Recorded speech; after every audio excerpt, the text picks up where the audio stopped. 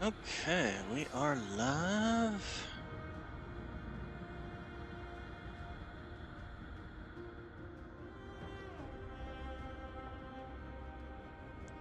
And we are getting everything set up and ready to go here. So, let's copy this, paste it there. There we go.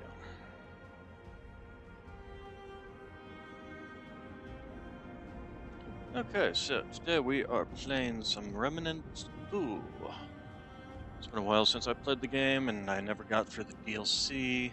So, figure I can be running through that while also working on leveling up. I've been playing it for the last couple of days.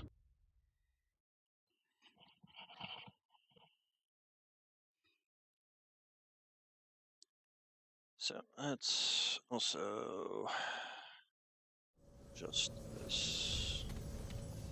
There we go.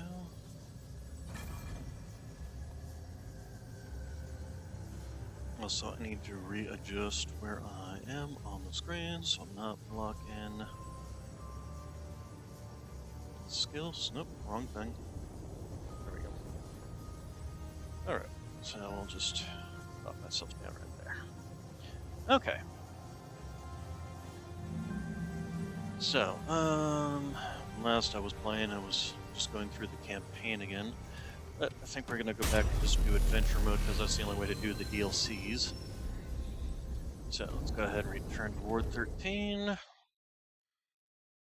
Flip my weapons around. Been running an explosive,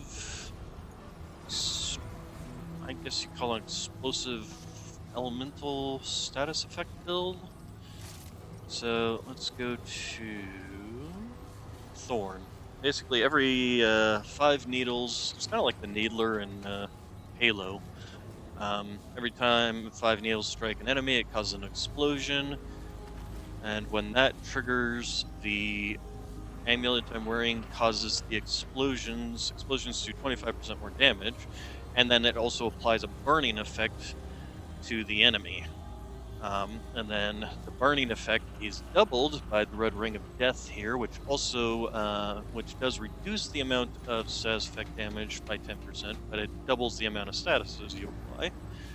And then we have this ring that basically gives 20% status effect damage.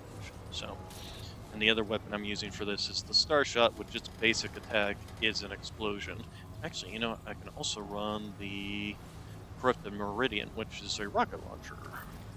So we'll actually run that. We'll run it with Bandit. On my Thorn, I'm running the Fetid Wounds, which applies corrosives when I critically hit or hit a weak spot. Although this weapon is interesting in the fact that it has auto-targeting on it. Basically, you just kind of aim at the enemy and the bullets will fly straight towards them. Similar actually to the kind of the Monolith, but the Monolith you actually have to lock the weapon onto a target with its chain of command harpoon mode. So, and the Monolith is not a bad weapon either. You can actually, this is actually something I have figured out too, is running the detonator on the Monarch allows it to cause explosions with every 10% of the weapon's magazine spent. And that, of course, that explosion then applies the burning effect. So I've had that working well for me. All right, and we're also just leveling up classes that I haven't leveled up. Last ones I was working on was the Invoker and the Ritualist. Yeah, the Ritualist. So we're just working on the Alchemist and the Hunter. And then probably after that I'll work on the Invader and the Medic. And then, of course, whatever I feel like pairing up with the Warden. So yeah. That's where we're currently at. I'll probably run the Engineer and the Warden just because I like the Engineer as a class. And somewhere in here, once I get like all that stuff fully unlocked, once I get these two classes fully unlocked, and I'm down to just leveling up the Warden, I'm probably going to redo my traits. Because I haven't wanted to do it simply because I've been is still leveling up, which every time you max out a job or class, it unlocks their archetype trait. And there's a couple of these that I want to specifically put points into. The regrowth with its 1.5 seconds of health regen, and the affliction with its increased status effect duration. Sprung back, probably not. I don't really care about that. I can always balance my armor well. So, and the movement speed, I could care less about that too. Fortify, maybe, because it is an armor bonus, plus 50% armor bonus. That actually kind of counterbalances the... Um, so, I'll have to look through all these and figure out which ones I want exactly.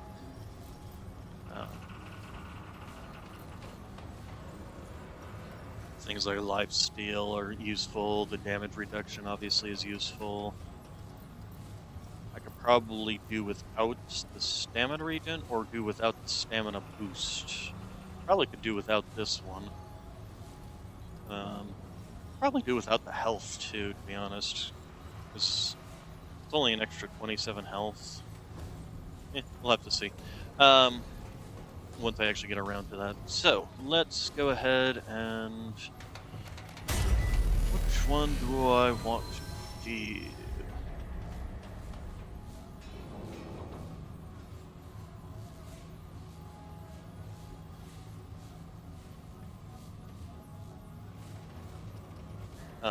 First off, let's go to the world settings, go to adventure mode, and then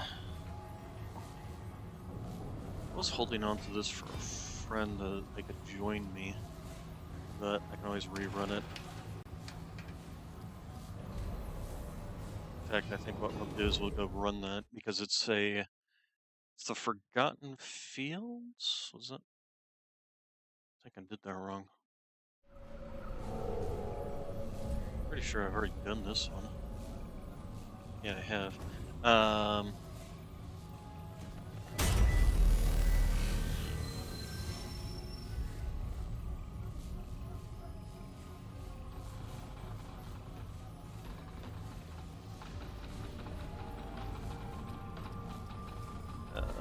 Let's see, it was the Earthen Coliseum? No. Proving Grounds, that's it. There's actually a couple of things that you can find in this place that I've found previously.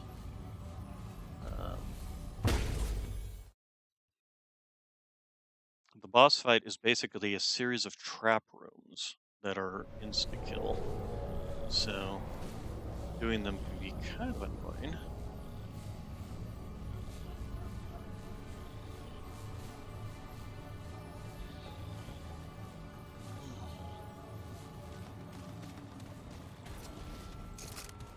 Because it doesn't really matter how good you are if they can instantly kill you anyway.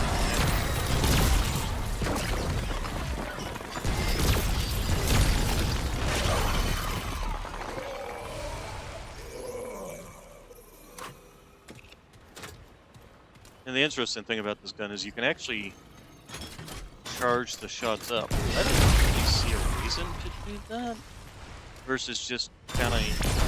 because it doesn't reduce the amount of ammunition used.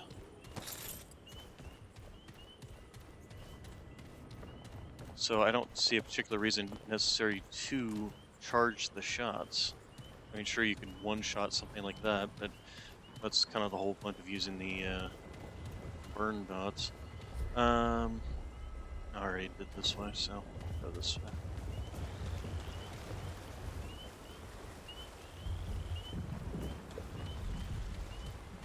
Here they come. Here, who comes?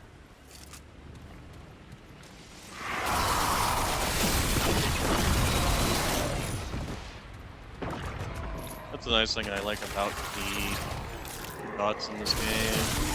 I don't have to sit there worry about them. So I think I might need to turn it. Oh, hello.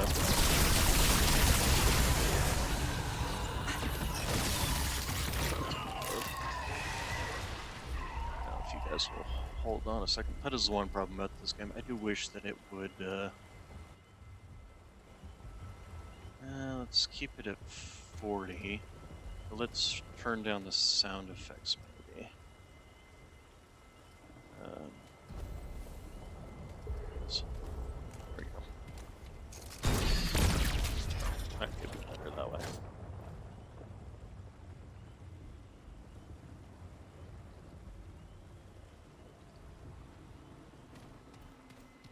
Alright, so grab some ammunition, ancient alloys.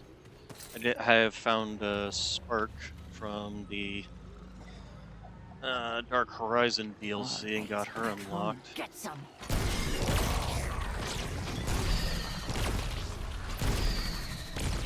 I missed. That's the problem. Hello, leveled up. Vile Frenzied Dust. I have been wanting to look for a better... Hello.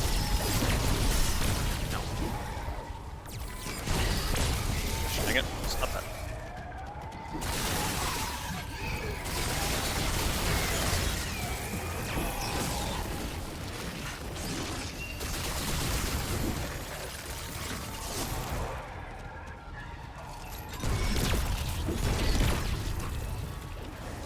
I hate fighting these guys. This is one of the nice things about the Star Shot. Ow, that hurt. Is the bullets on them travel faster than the bullets in this gun.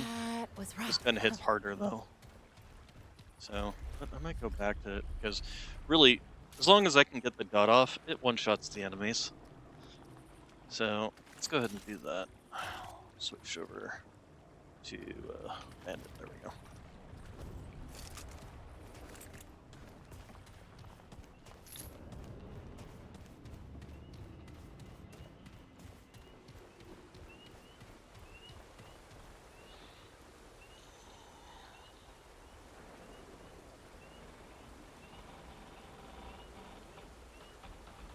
So let's go. Okay, so we're at the quote unquote boss fight for this particular dungeon, which, as I said, was a bunch of traps.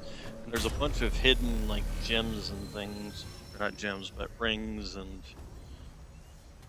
suit of armor. The helmet I'm wearing here, the World War II looking helmet, that's found here, and it's actually found down here in under the water.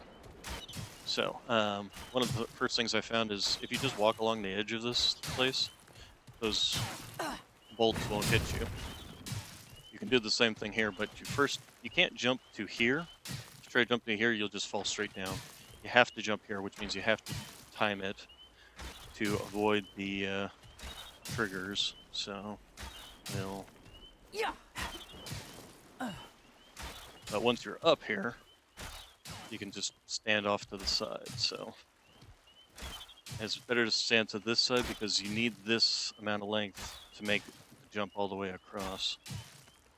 So Yeah. okay. We can go in here, and then we need to get off to the side immediately because again, those things. But as long as you're off to the side, it's fine. So then all you really have to do is avoid these ones shooting out of the walls. So we will... Ah, I got a little too far over. Heck, damn it.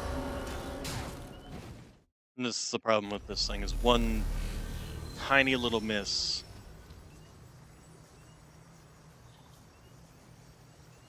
And it's insta-death, which I do find rather annoying because this game's parkour isn't what I would say is the best.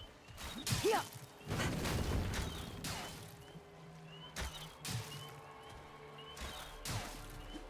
That was stupid. That was wrong timing. Oh. Oh, God. but I went too far and ended up jumping off the edge. Like I said, the parkour in this game is not the greatest. They needed a better parkour system if they were going to try and put in a series of trap things that you had to try and parkour around. Yeah. Nope. Yeah, roll right. Instead of getting those few iframes in. I really should wait a little bit better. That's the other thing is that I get annoyed when I have those tiny little misses like that, and then it's just like I have to go through it all over again. I should have waited. Okay, well, still made it, so. Yeah.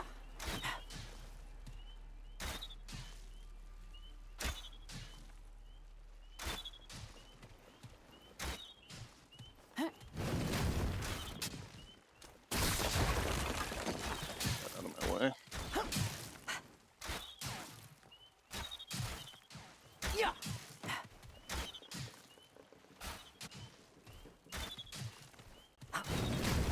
Okay, and then this one, I've never particularly found a timing because, like, this is offset from these ones. So I've just found it to be better if you just kind of go when you feel it's right.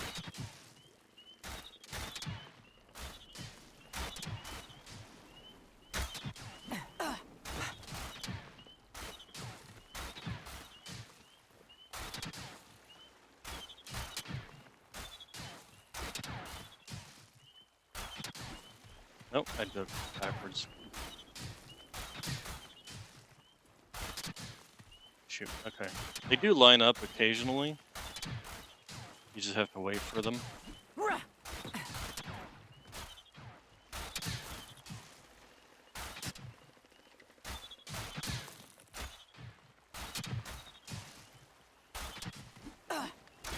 There we go. I do think that that trap is probably one of the more annoying ones than really the other twos. There are 3 separate dungeon areas essentially. And now that we've drained the water, I'll show you where that battle armor is at. If we go, come back here, this is basically just leading us back around to the start and back into the trap room. But the traps are disabled now. So, with the water drained out of this room, if you just jump down here, there are a few little enemies down here, so you have to watch out for that.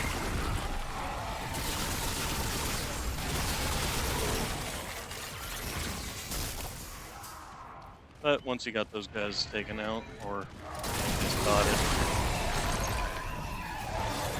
Hello.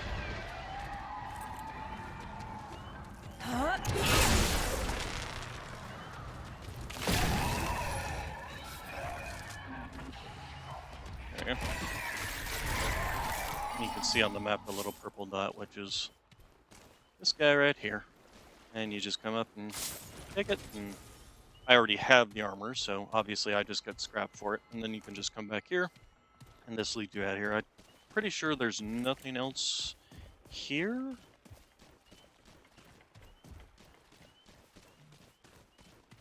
It's just the suit of armor, basically. Yep, okay. So, yeah, once you've got the suit of armor, you can leave here. And then the next room is basically a series of timed platforms, essentially.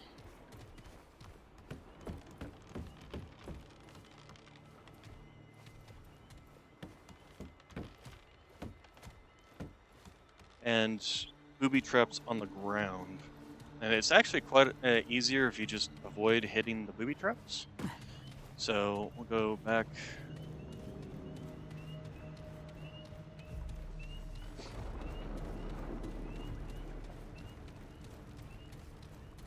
And they do at least give you checkpoints at each place, so you don't have to worry about starting completely over. Come on, wake up. wake up.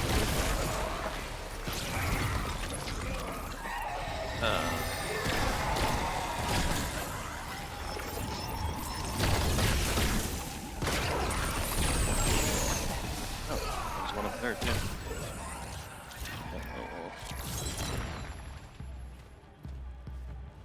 Oh, no. You know what? I'm wondering if I shouldn't. I'm kind of tied up on. These two are basically part of my defense. So right now, from these two things, these give me 2 stacks of bulwark, and this one gives me 0.3 regeneration per stack of bulwark. And so I've got 2 stacks of bulwark. It means I'm getting 0.6 percent regeneration. If we look down, do they not have a thing that tells you how much your health regenerates? I guess not.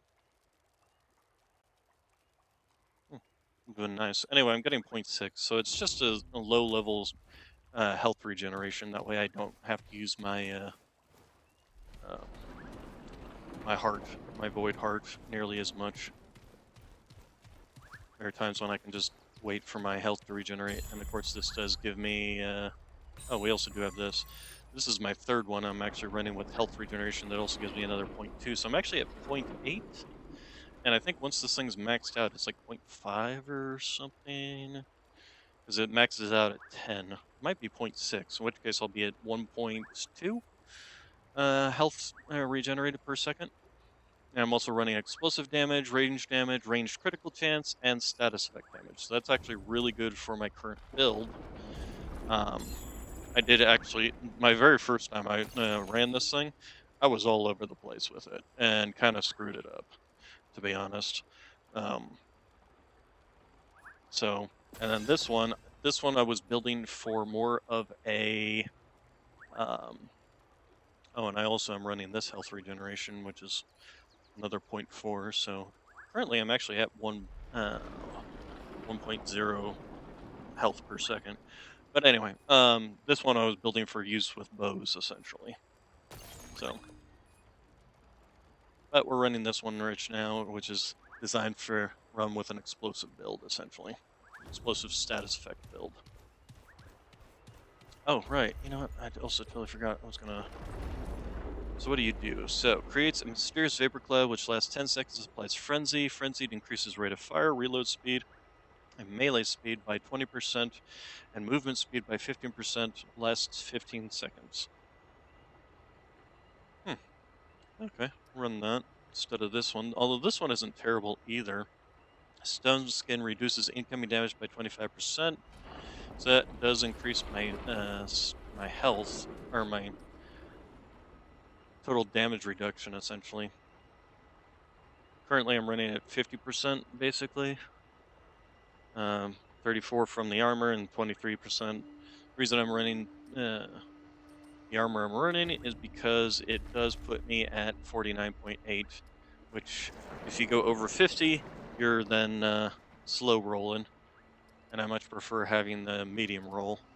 Although there are, I am also wanting to look at a build that works with this. 0 hour increases all damage by 20% and critical chance by 10%. Each weight class above light reduces all damage bonus by 5% and critical chance. So you have to run at lightweight instead of medium if you want to get the most bonuses. And there's also a ring that gives you 10% damage reduction for running with light armor as well. So that'll be interesting. Anyway, on to the next area.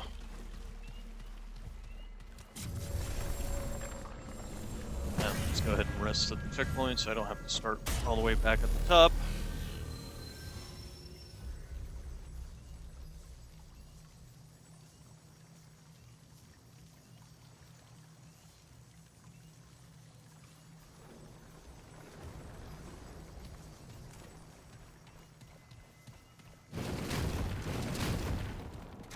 So, in this room, those 2 little traps that I just walked over trigger these.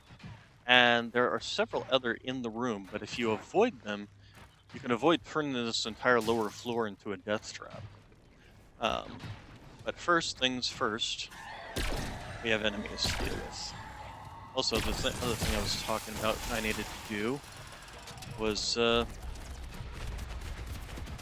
needed to change this out. Instead of running 20%, there's one called the Timekeeper's Jewel. Here we go. That doubles the duration.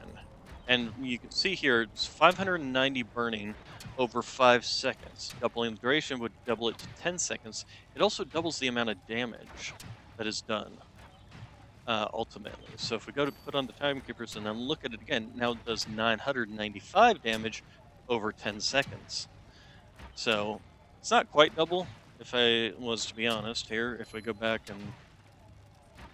because I am losing out on 20%, but doubled the duration and 1,000 damage now means that guy died from it. But if I was to shoot this guy, it's now going to last 10 seconds, and it's not doing the 58, but it's now doing 50 damage. But just that one little pop on that guy, and he's out for the count. So, what you want to do is you want to avoid going down this. This is a trap trigger right there. There's none of them here in this little area here, but there is on either side of this platform. So you want to go up and over the platform to avoid it. I think that one is there. Once you're over here, you can walk along here. Ow, shoot. Forgot that guy there. Here, let's pop him real quick. I'll let him die. Anyway, this is a platform, it's not a trap platform. It's for specifically lowering this one, and you have to stay on it long enough for it to lower fully. For now. And then you want to avoid this spot right here, and then come all the way over here, and then jump through here. And you do want to jump off because otherwise you will get squished. So this is a secret area here, and you've got a chest here and the ring Flidlet Diamond. Is that the same one as I got one? Let's pick it up. I guess it was. Okay, so you got the Flidlet Diamond, which is Floodlit Diamond. Where's my S? Other feedback. There we go. Floodlit Diamond increases weak spot damage by 12%. Bonus to double against exposed targets. So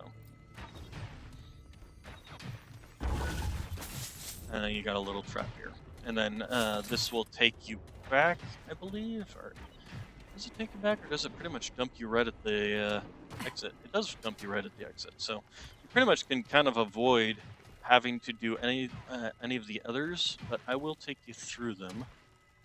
So normally, instead of going through that little passageway, if you were to come back here.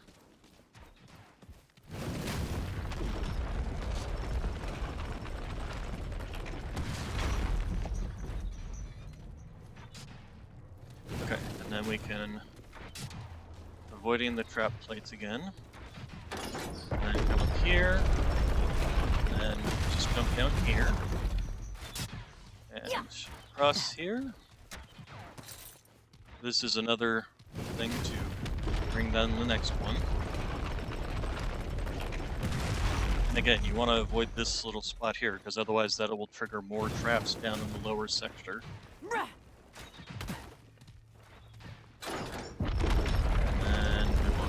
Jump over here, and then jump to over here, because this is the platform for that one. And then once you're at this point in time, you don't need to worry too much about triggering traps, although you can still avoid it by just going up here and then across. You are on a time limit though, so you don't want to dilly-dally too long.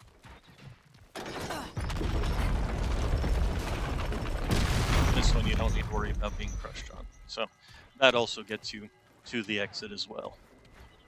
The only real reason would be if you want to get that item that was over there, which was just some hardened iron or whatever level of iron you guys would be running at. Alright. And then that's completion of that sector. As I said, and if you want to, you can just, instead of getting that trap first, or the secret item first, you can come here and do this, because once you walk over this platform here, it turns off all the traps in this room. And it's completely safe to wander around in here. So that is something else you can do as well. Alright, so, and then it opens up this, which leads us to the next trap area. Let's go there. And the next trap area is saw traps. So, but again, I find the saw traps a whole lot easier than any other trap. Or I find them a whole lot easier than that first room with the stupid arrow traps. And there is something, it's a little bit of a glitch I found here. So the two traps that actually start the saws in the first area are right here. Well, sometimes if you manage to land, oh, no, if you manage to land on this little spot right here, you can actually avoid turning on these first levels of traps in the first place. So, there's two different, there's a secret passage here. There's one that opens up here. This also opens up the next area. But there is also this over here. And these doors are timed, so you do have to be careful with that.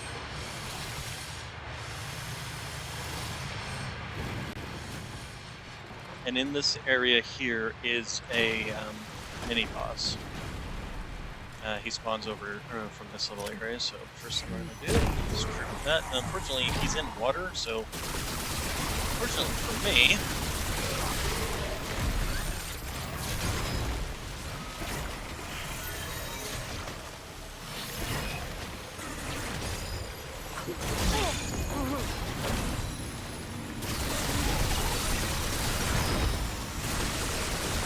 I'm going to have to rely entirely on my corrosion bot.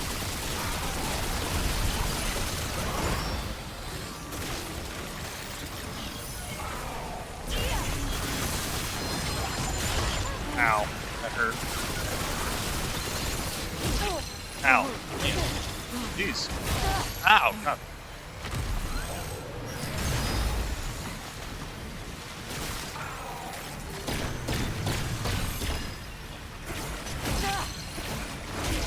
Okay, timing these all terribly. There we go. Jeez. Just doing terribly timing there. Alright, so anyway, that gets you some of the corrupted luminite crystals, which are used for leveling up your mutators. There's nothing else in this room in this way, but there's a door. Climb up here.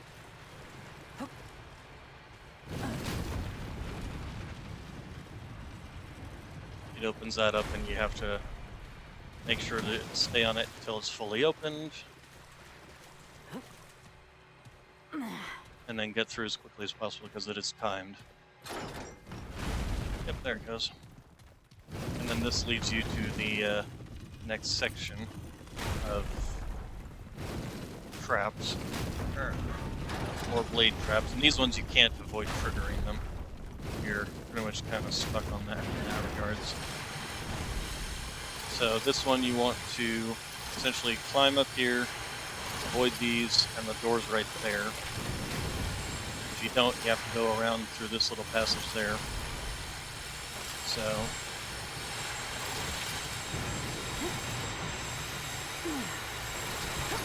these ones aren't that difficult to do. You just have to avoid this guy.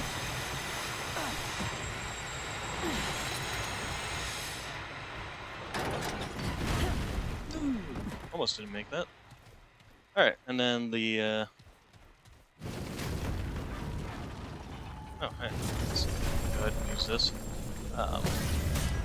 And this last room, there is another secret.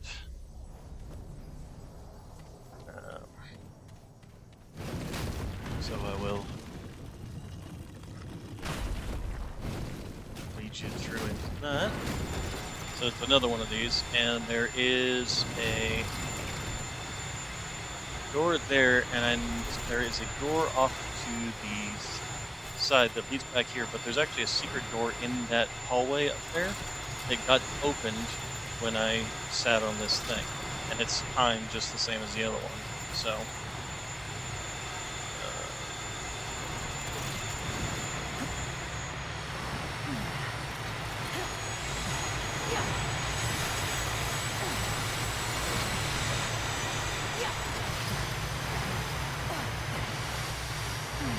instead of going straight, you want to run, dodge. Woohoo! And yeah, this leads you to this room, where there is the Dark Sea Armada crest, which I already have. And was that an amulet? No, I think it's a ring. Burden, dread, drill, dying, drakestone.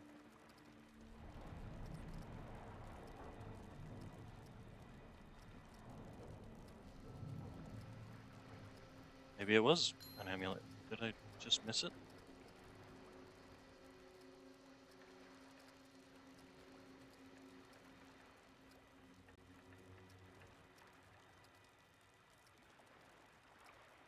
Did I just misread that? What the heck? Maybe it was death. Death's embrace. Let's check on the rings again.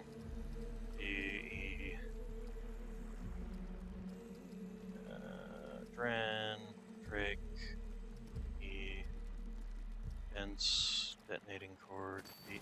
No, stop that. Receiver. I must have misread it some way. You know, I'm not gonna worry about it too much.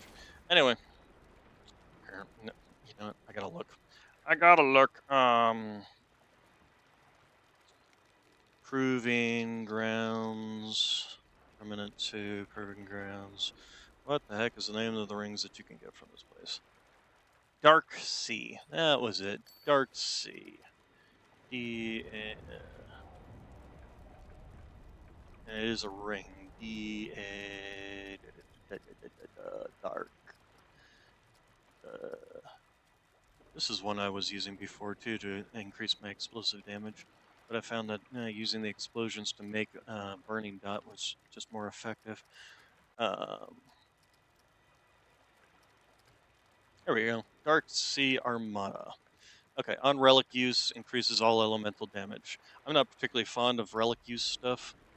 I much prefer having things that are passive buffs, essentially, like the bulwark that gives me plus 0.6 extra health per second. And this also does actually give me a stamina regen per second, too, for each bulwark stack. And since I'm running 2, that means I'm getting 4 extra stamina per second. Alright, and that also does take you out of the other room, so you don't have to worry about that. And lets you drain the last one.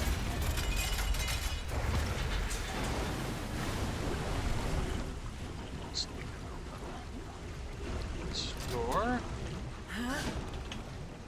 which does give us access to this little we're going to use just because I didn't think there was anything else past this.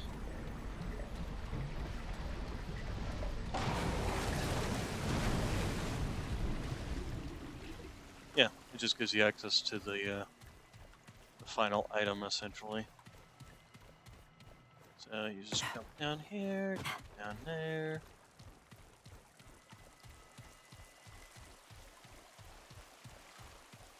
That's how you find basically everything you need. Gives you the ceramic flask, which I already have. I believe that gives you a mod, weapon mod. Get a different weapon, something I can actually put weapon mods. Here we go. I believe it gives you the jar, something or other. There it is. Flying bomb trap. Launches a bomb trap that'll set some things down on the ground that cause that basically become landmines, essentially. That cause corrosion damage. So anyway, back to Starshot. And think there was anything else in this room. I think this just leads you back to the entrance, essentially. So, with that, I am pretty sure I'm cursed. Okay, so I haven't finished fighting the boss in this area. I don't really need to, though. I've actually kind of finished her stuff, but I might as well go do it just to show. Nothing else is more credits, or scrap as they call it in this game.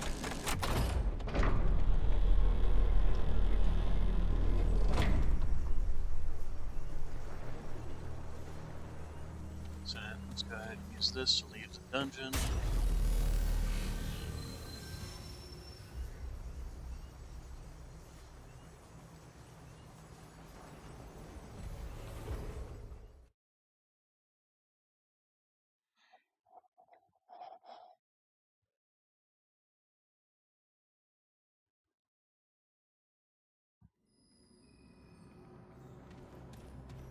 Alright, and actually that allows me to do something else. In this particular run, I've kind of stopped talking to this guy. He's a monster. I haven't talked to him at all this time at all. Beast. And I'm actually kind of curious if I talk to him after I have pretty much done defeating the boss. Well, because you make friends with him if you talk to him regularly, and he'll give you something if you defeat the boss. But I have no idea what happens if you talk to him after, having defeated the boss, but with him pretty much being ambivalent or completely ignorant of you. Pretty much doesn't like you if you don't talk to him regularly, essentially. So. This looks important.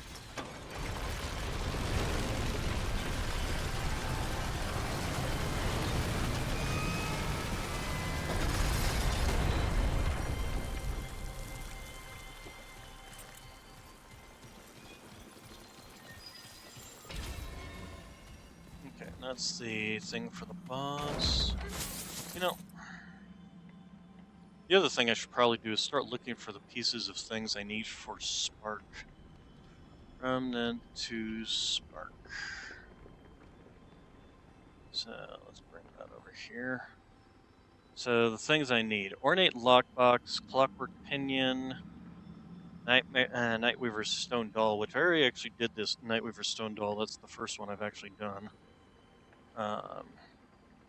So one of the things I should probably do is start looking to do certain quests to get these things, like the Clockwork Pinion. I know I need to go to what's it for that?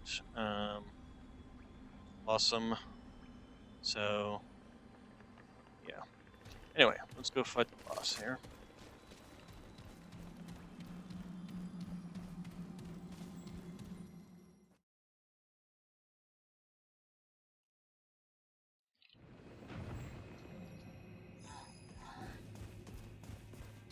Yeah, unfortunately, there's a different pathway you can do with the boss, in that you can make her friendly, and she'll give you certain items that way, or you can just take the fracture back to her, which pisses her off, and then you have to fight her as a boss. But you didn't need to do that. Well, we'll go ahead and use this checkpoint anyway.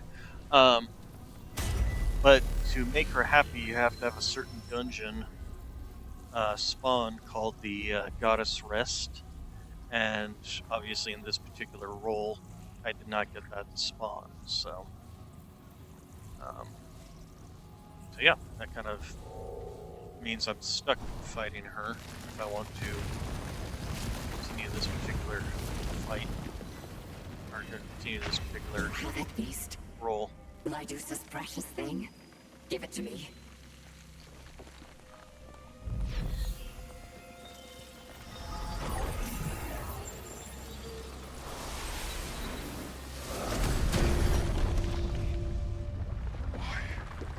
Why am I still Shadow Split? I should be whole. I should be me. There is nothing left of me. Broken, empty. Let go. again. Oh, Jesus, that hurt. Only scream!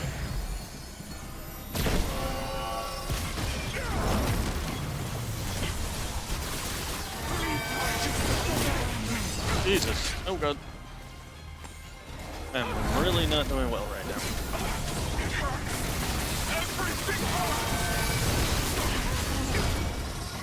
That hurt.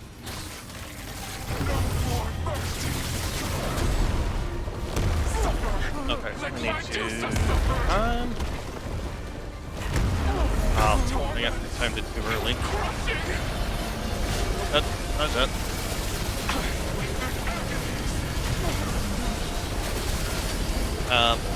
You gonna, like, get off of me? Jesus.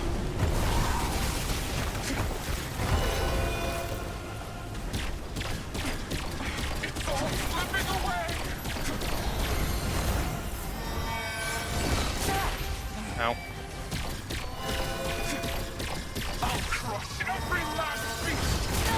Ow! Okay. Wow, that hurt.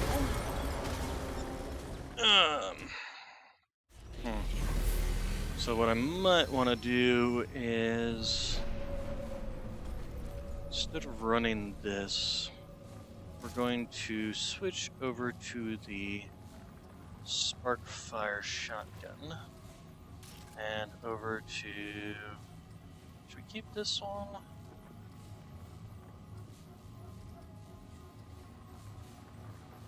Too bad this thing's a close range weapon and unfortunately it won't work against her. I think we can go ahead and keep this. We'll go ahead and slap in the Firestorm and slap on the Fetid Wounds. And because we're using this that is not a thing, we're going to swap you out to the Fire Burny thing. There we go. Burning damage is 50% more, and we can keep these two things. So this weapon automatically inflicts fire damage. And then the Firestorm also inflicts fire damage, and then we can be running with those, so let's go ahead and rest.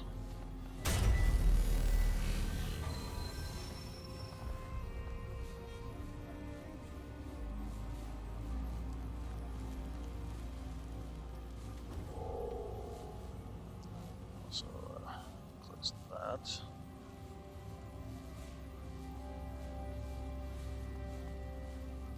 So I realized I still have the UI on my thing running. Alright.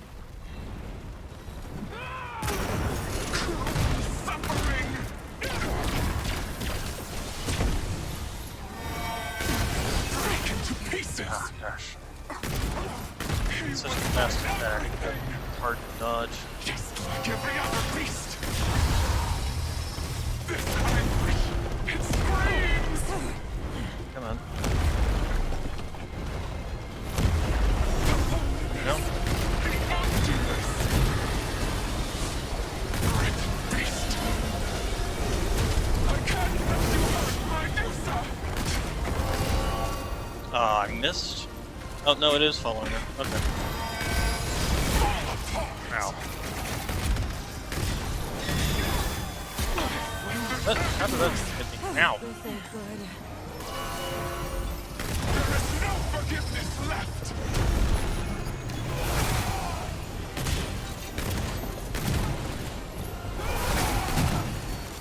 Just like every other beast. Fall apart. Oh, too soon. Loneliness. Emptiness.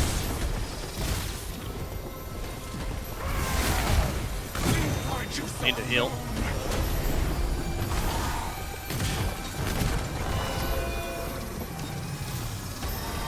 Oh god, we're gonna need him. Oh, I haven't been paying attention to all the other things centered around me. Need ammo. It's all slipping away. Okay, we're doing the second stage of this fight. Let's go ahead and heal. Oh, good. Okay, so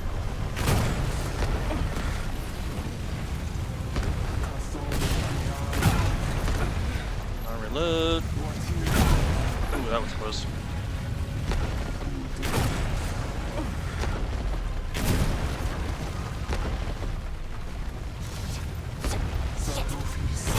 Ah.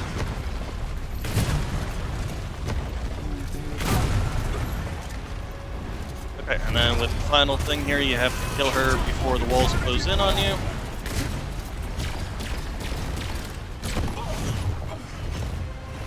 If you don't, obviously the walls close in on you and That's over. annihilate you. Yeah, that's right. You scrapped at the wrong gal. And hey, we got a prism enchantment for that. Enhancement, not enchantment.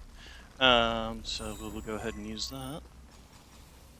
Let's see, we'll do some, you know what, I want to keep getting the health regeneration up because that is always a nice thing. Alright, and that's when you have to fight her. Now I want to go back and talk to what's-his-face and see if he's got anything to say. Walt, that's his name.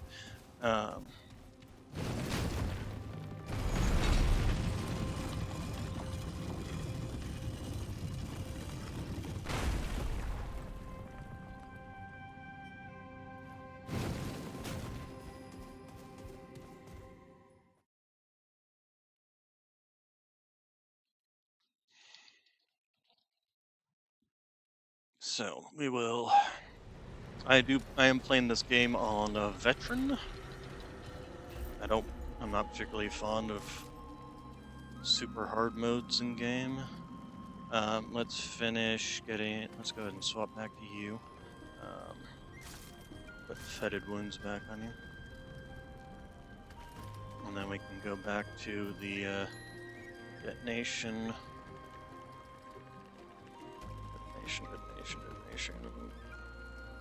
Where did it go? There it is. Detonation trigger. All right.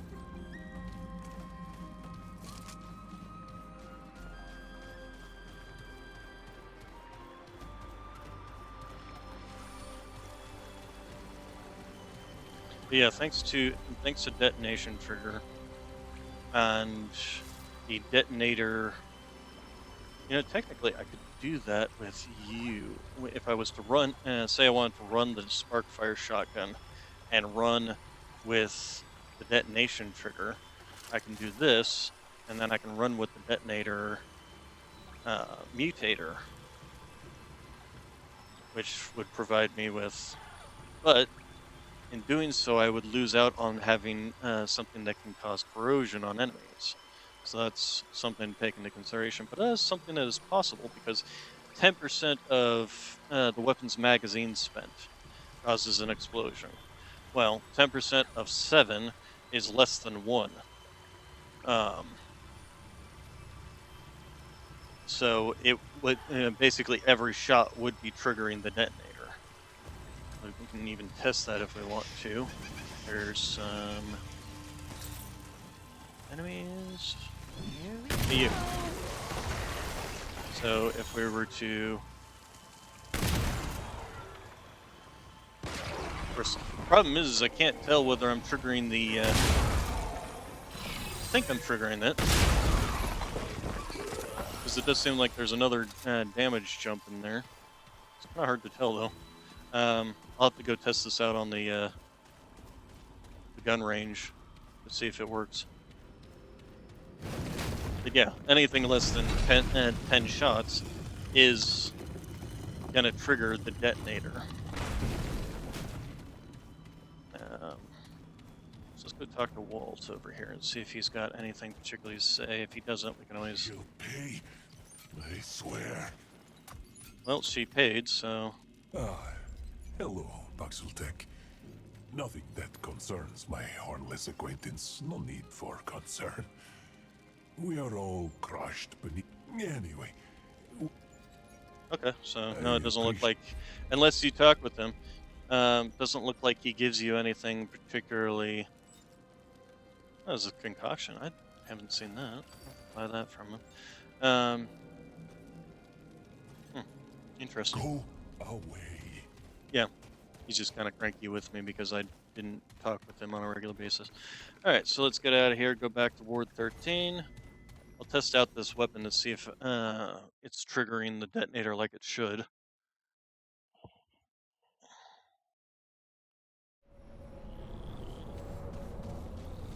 If it is, it should be triggering like 3 separate dots.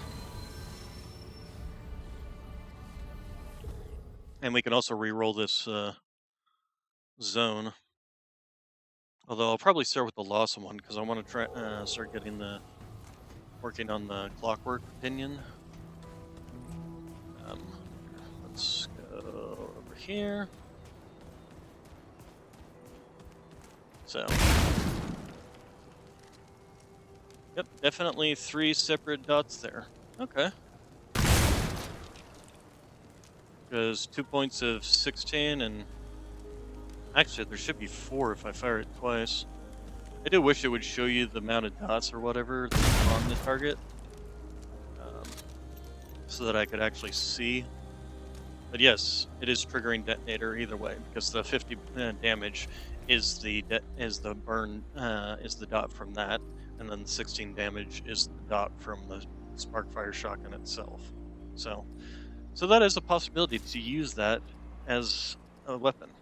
Obviously, I'm not bothering to use it on the Thorn because the Thorn already comes with its own explosion every time 5 every time 5 needles hit a target, it causes an explosion. So no real need to add detonator to that. But you could add it to pretty much kind of any gun here, and it will work with detonation trigger to give you a burning effect. You could even put it on the Spore Bloom, which definitely would trigger on that. So you could put it on the bows, because the bows are single target damage, or one shot in the magazine, so that's definitely 10%. The only downside would be on something like this bone saw. To trigger it, you'd have to fire 15 shots. But at least, but with something like the momentum, you only have to fire 6 shots, which is only 1 more shot than the thorn, basically. For the nightfall, it would be every 1.3, so you have to fire twice. Because I'm pretty sure. Here, let's test it out. I'm pretty sure that it rounds up, not down. So,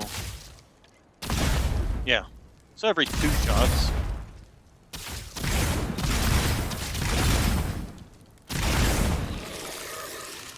So, although it is seeming like, or maybe it's just like, it's every shot has a 30% chance of triggering. Could be. Yeah, because it just.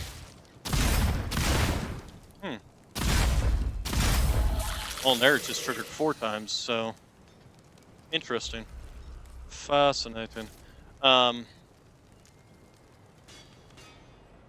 Yeah, you could stick it on something like the Merciless, which would also give you bleed, as well as giving you burn dot. Probably, actually, that would be the problem with sticking on bows, is then you couldn't put Supercharger, which reduces the bow's draw time. So that would be kind of the problem. You could stick it on any of the scatter guns. You could stick it on the crossbow. For the Black Maw, it would trigger every 4 shots. For the Bulldog, it would trigger again. It would be just like this one, where it would trigger with a 20% chance of every shot. Chicago Typewriter would trigger every 8 shots. So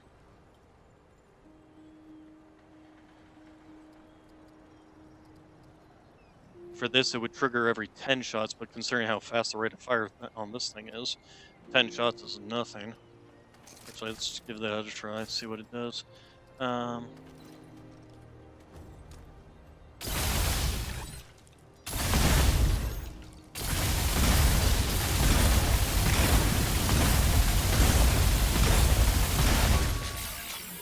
Yeah, the damage on it, on Detonator, is not much. And it's only 28. But the main benefit of it is that it's pairing with Detonation Trigger to turn any weapon, giving any weapon the ability to trigger fire, or the burning dot.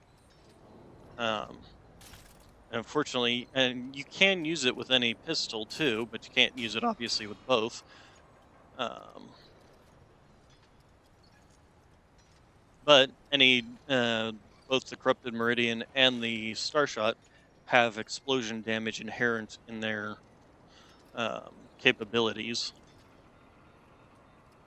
And with something like the double-barreled shotgun, it would be triggering every single time you used it, because each shot is 50% of the magazine. Each 10% of this magazine spent. I wonder if that means it triggered. You know what? If we do this, does that mean that it triggers 5 times? Because firing one shot would be.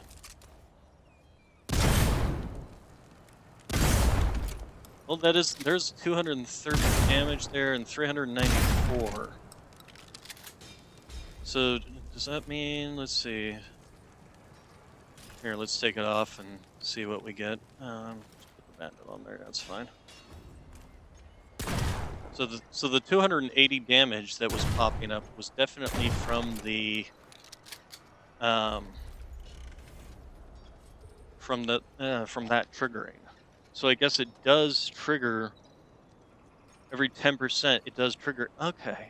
Ooh, that's actually not. That actually makes it even better. Because then on something like the Crescent Moon, if we were actually use it with a bow. Actually, no. Here, a better one would be to use it on the crossbow. Where's the crossbow? Crossbow, crossbow. There you are. So if we put it on the crossbow, which uses 100% of its magazine in one shot, yeah, it's now 400 damage, 477 there, and of course triggering the burn dot. So that is not bad. It's actually better than I thought it was. So, like I said, not only does it, yeah, that's actually really good. I'm liking that. Okay. Anyway, let's go back to. Well, now it actually makes me want to kind of play with some of the other weapons now. There's of course the coach gun that's got 2-shot. There's a bulldog as well.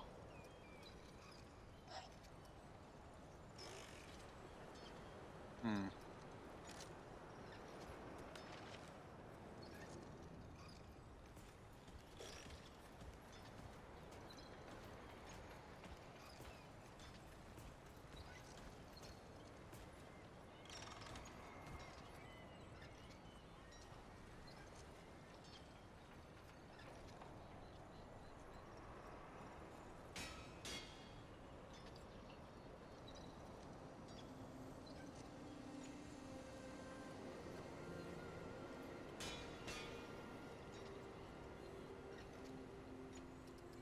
Um.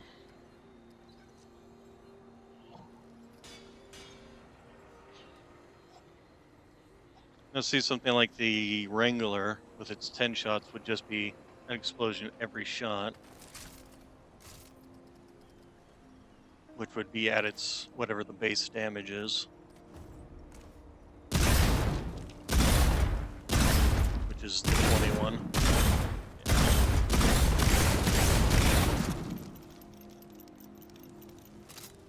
I wish the reload on that gun was a little bit lower, but anyway, but that does mean something like the Sparkfire shotgun with its 7 rounds.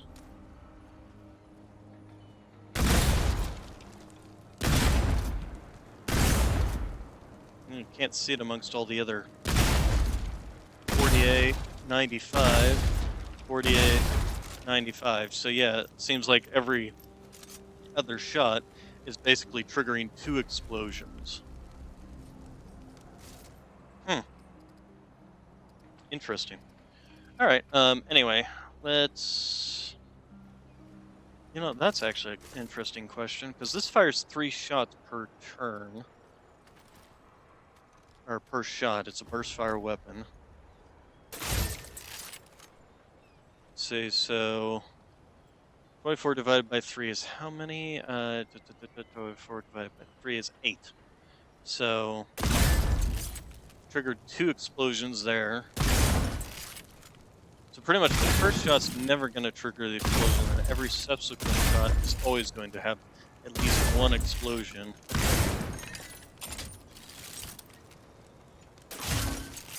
Yeah. Interesting.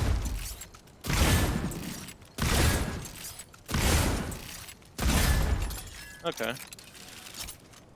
So it'd almost kind of behoove you to just kind of like fire off the first shot and then just always do that. Although I wouldn't waste my ammunition that way, but... So that's good to know. And then obviously the forged scattergun would have an explosion with every shot. Merciless would have an explosion every 5 shots. Um,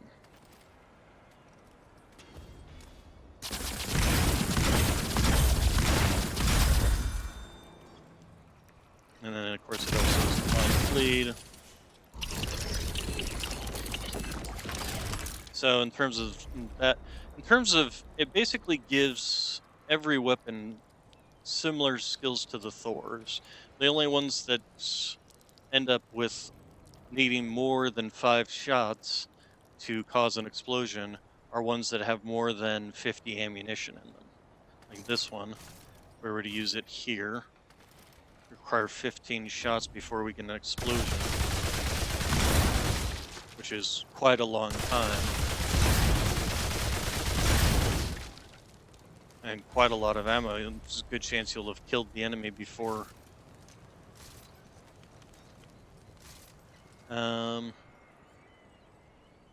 Alpha and Omega I've never particularly liked. The Alpheon actually would gain from it. So if we were to slap you on... How does that even work if you're shooting multiple targets anyway? It only triggers on the first one. Okay.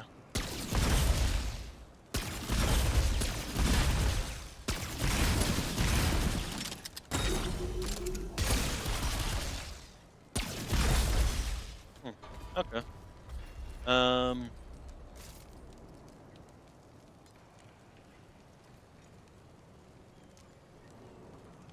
Makes me kind of want to run around with the crossbow.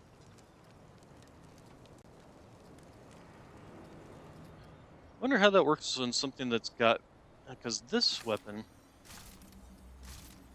I would never use it with there because I want the charge time, but...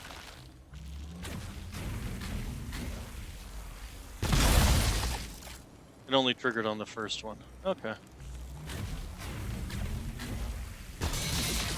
Nope. Yeah, triggered on the first shot. Okay. And if you're gonna do that, you might as well run with something like this.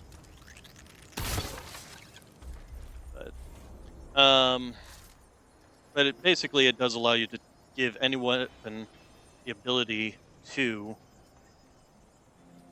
have a burning effect, which is nice.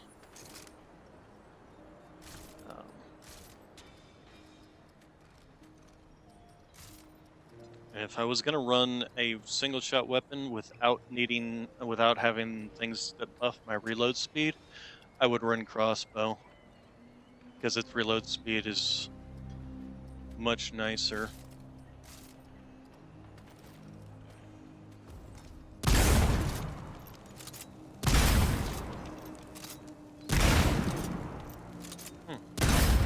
That's probably 381 because this weapon isn't.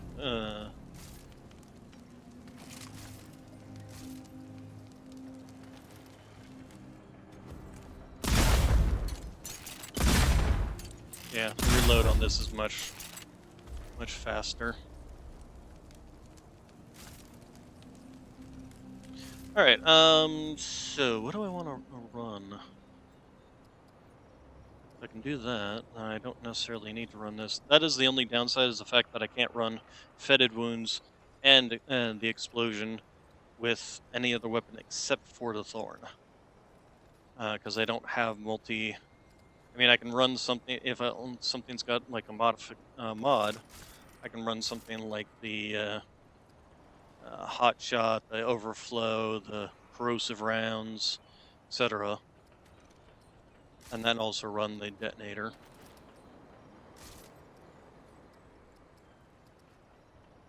But that requires the corrosive rounds to be...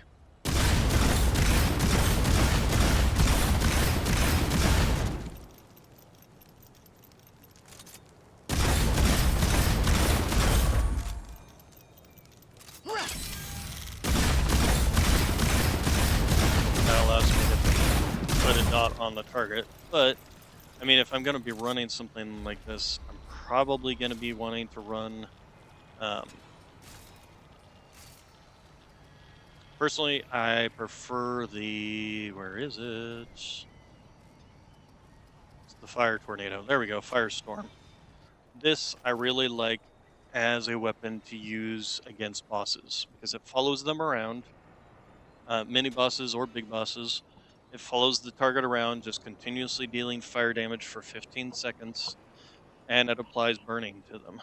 So I kind of prefer that over, because it allows me to have time to dodge in between fighting. I wonder if I shouldn't run the Wrangler.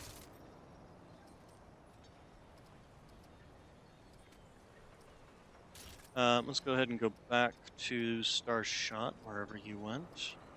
There we go. We'll put Bandit back on you. I like Bandit for this one because I tend to kind of use this one as I'm just running around to pop enemies and just stack the dot on them and let the dot kill them. So let's take this gun and let's level it up. And then we'll go ahead and head out to Lawsome right after I go get some water.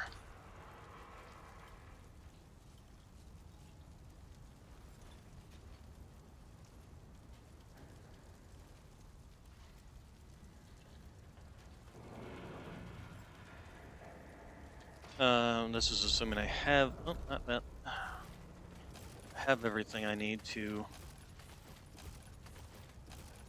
You know where get to more find forged iron.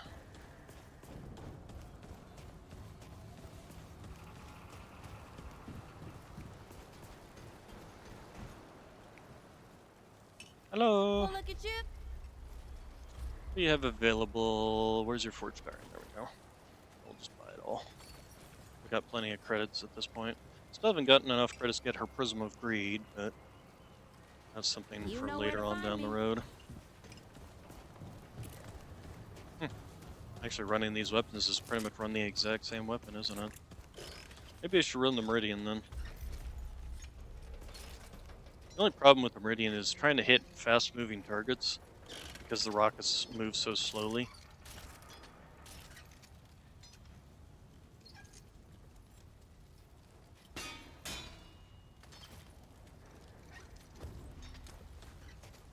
What can I do for... Okay, oh,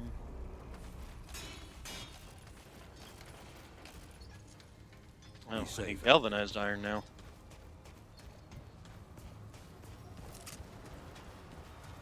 I've been slowly but surely working on just kind of leveling up Oh, look everything. at you. Galvanized iron, there we go. Although, is she gonna have enough? I got plenty of hardened iron, I don't need that, that's for sure. I look at my hardened iron. Yeah, I've got 872. I can use that as my bank just to get some more money. Oh, did I never buy this from her? Okay, well, we'll buy that from her.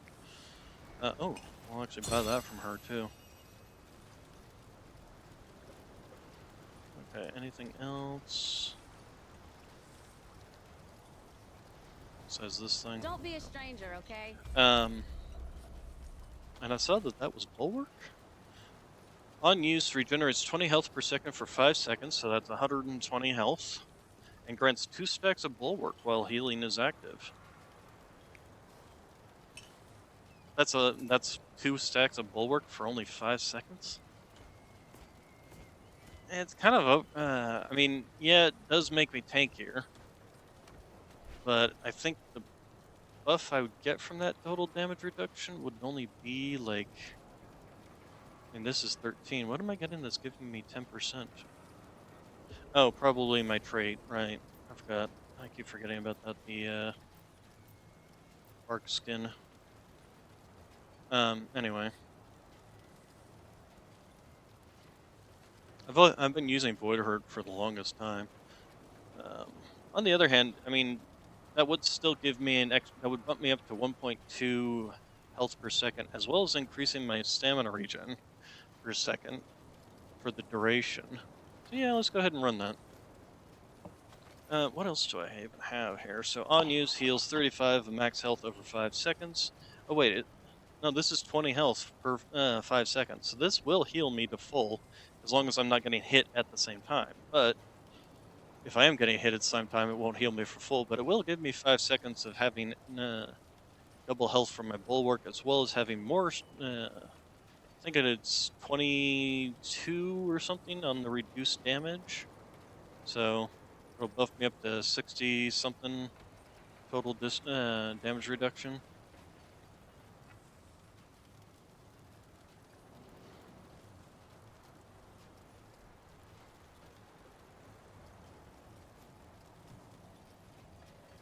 Anyway, we'll give this a try and see how well it works.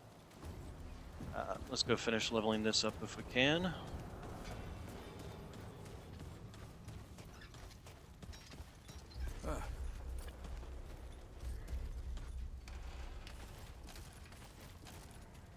Nope, I ran out of galvanized iron. Dang it. You know And she's where the to only one I can buy galvanized iron from. I wonder if I leave and come back if that changes anything. Or if it's like on a specific time where I have to go run and do something. You know, I could probably just look that up. Remnant 2, how often does Jess restock? Pro tips for those wanting certain items.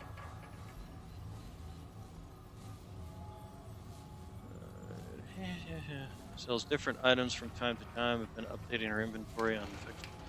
I found the joining people's worlds can give new items to buy from her.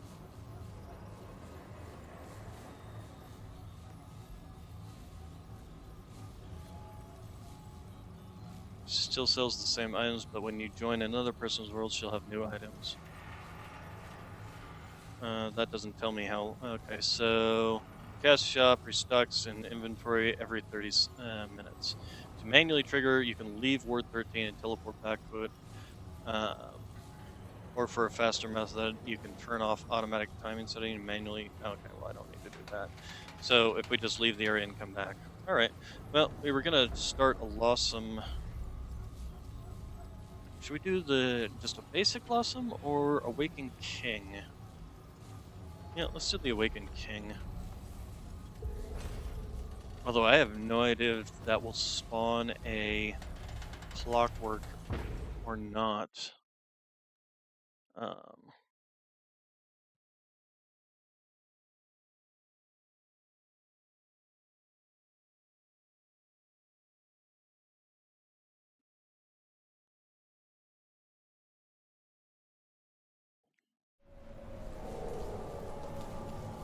okay, so supposedly according to Google's AI, I should be able to just leave and come back and.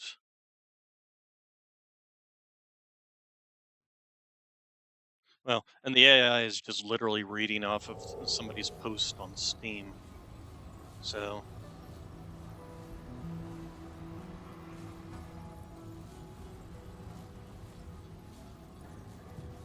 let's go check Cass and see if her stock of iron is resupplied. Well, look at you. It did not. Okay. Stop by anytime. You know where to find me. So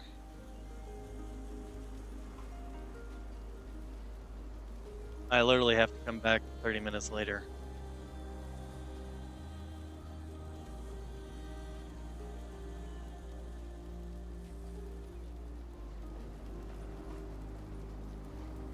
So yeah, you can change the time on your computer, but I don't think I want to bother with that.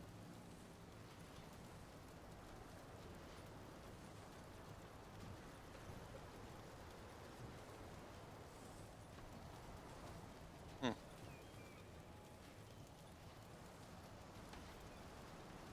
Okay, I'll close that. Ever real quick, I need to go get some water. It's been so long since I've streamed, my throat's already starting to go out on me. So I need to go and get some liquid refreshment. I will be right back.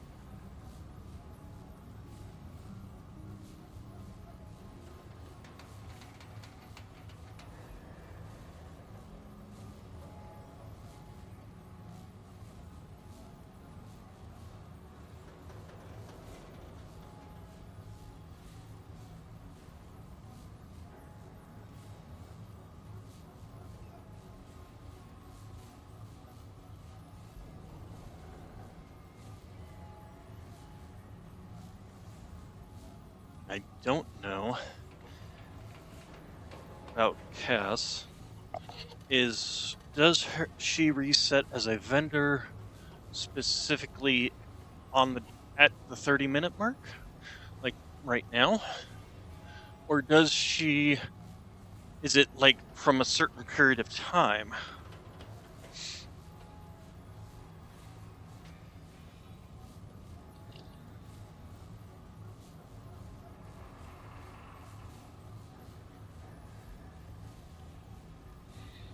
Is it, you know, does she like currently it's 2:30?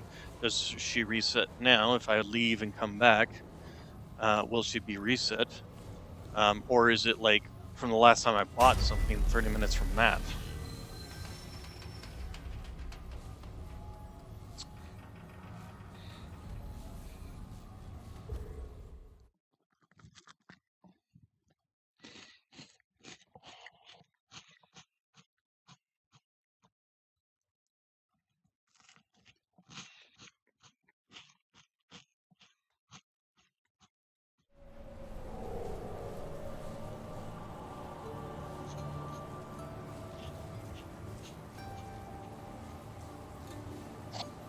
Well, let's find out.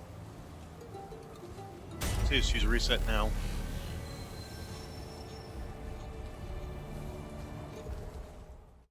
Because I would like to level up the Wrangler. Because if nothing else, I always do love myself a lever action rifle.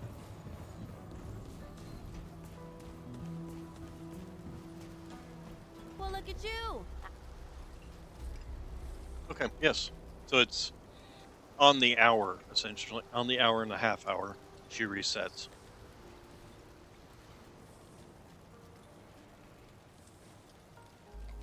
So, where's your galvanized?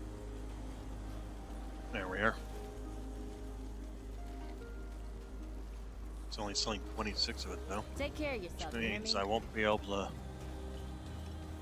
You know, I wonder if there's a way to convert, like, hardened iron into galvanized iron into lower grades of iron, essentially.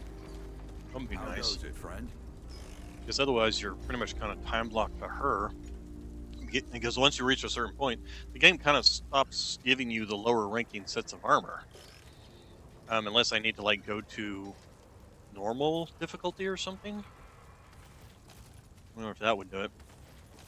Yeah, once I get past that galvanized armor, iron, I've got plenty of that stuff, so. Be safe out there.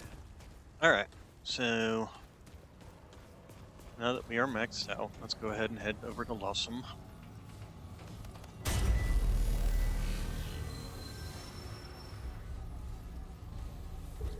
Start doing the dungeons and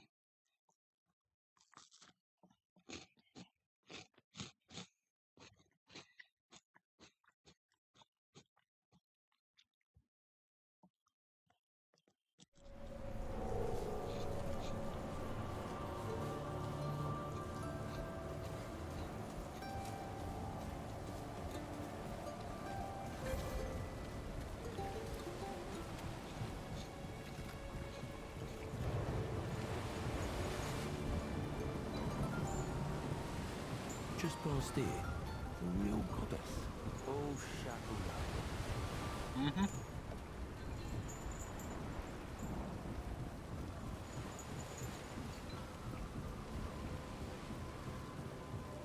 Mm. Interesting. Alright,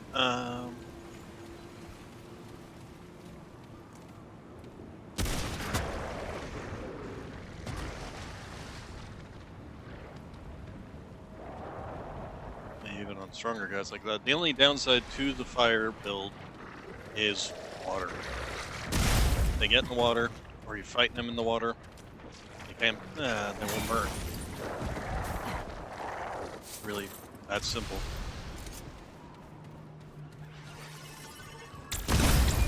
Hello.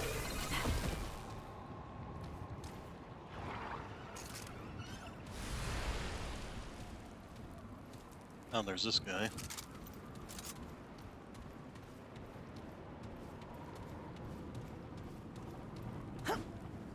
And a dungeon already, huh? No, I can't return now. Might I have some space, please? I'm busy. Busy, yes. Preoccupied. It means I am otherwise engrossed. Really? Must you? Oh, very well. You are infuriatingly persistent. What? Have you lost your way? Separated from your kith and kin? You... Ah. You are not Dran. I've not heard of such a thing, and I'm something of a savant among the Fae. Nevertheless, allow me to gift you with the knowledge that you are currently heading in the direction of your imminent doom. You're welcome. You may repay my kindness at a later date. My name is Laywise, royal scribe to the one true king. Former scribe, I suppose. Pleased to make your acquaintance. Whatever. You don't trust me with your name, is that it? Wise. Very wise. Names are precious things, especially when left at the mercy of someone else's quill. But for the record's sake, I simply must know what brings an outsider to the one true king's blood-soaked realm. Oh. Be warned. The one true king does not tolerate outsiders. I suggest you stay far, far away from his death-shrouded castle. Better yet, return from whence you came, and take me with you. Worth a try. Me. You can ask him to make things, but As it happens, the Dran who once adorned these garments carried some supplies on his person, yes? I would happily give them to you.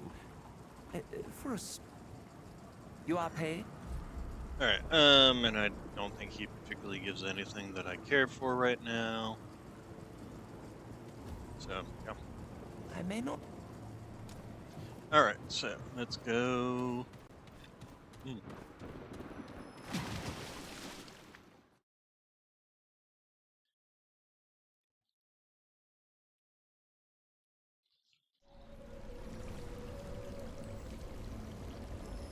Tiller's Rest. Oh, that was a whiff.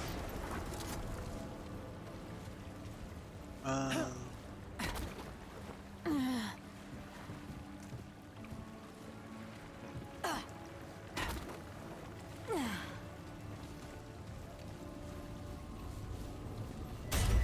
may end up just skipping some of these too because they aren't going to give me any real benefit to running them other than experience points.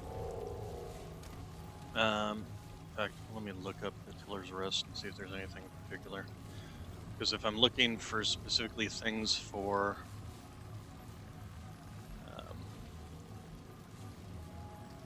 Spark, Remnant, let's look her up. See exactly what I can get. Let's see. So the Clockwork Pinion, that's from obviously from the Clock Tower.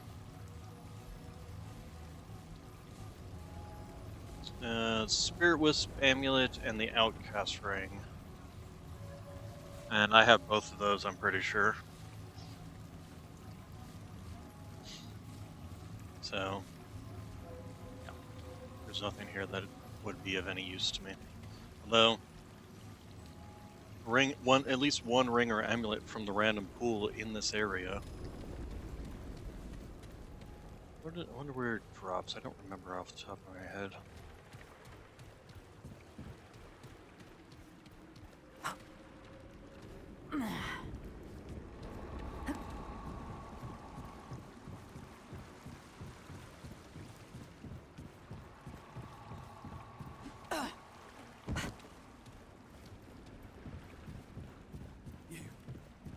You. Come here. The dark. It calls us. It kills us. Kin against kin. Kin light. Light the blight. I saw other... No, right. Oh, I'd kill to have it, mate. Kill him. Kill you. Oh. you don't have it, mate. Watch the dark. Don't care. Light the blight. Go back this way.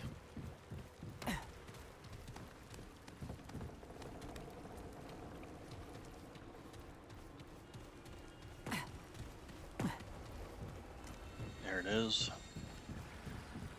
This is like a timed event, if I remember rightly.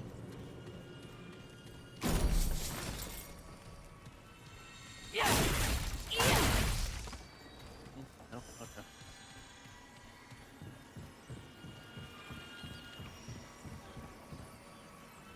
Where we go? Getting ourselves caught up in that thing.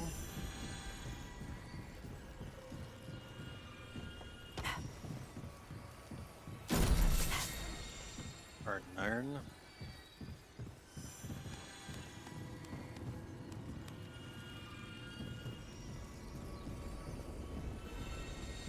Okay.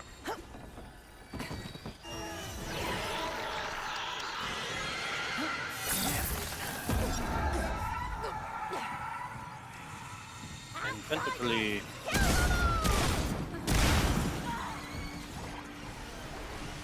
Here. Together and fight.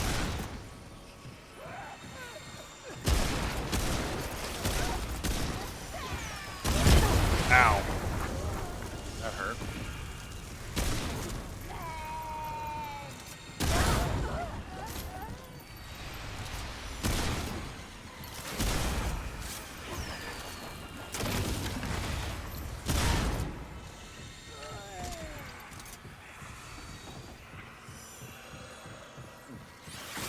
Grab that.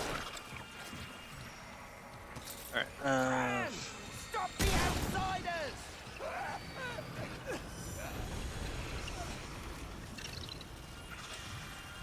Yeah. then we have to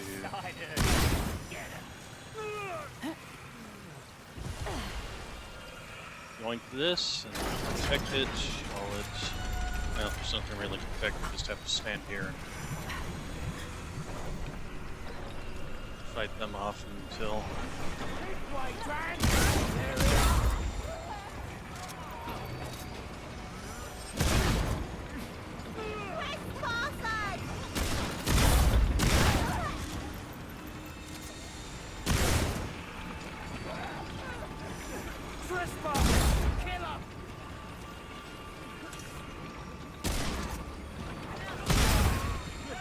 it didn't hurt me.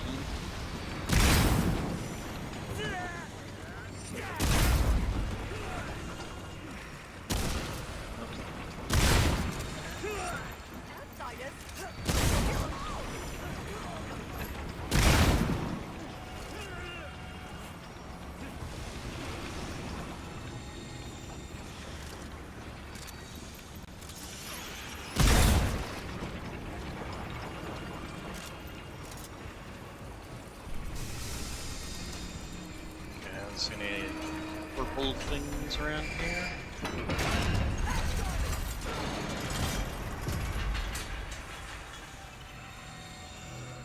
Yeah, you can come chase me. Take them together.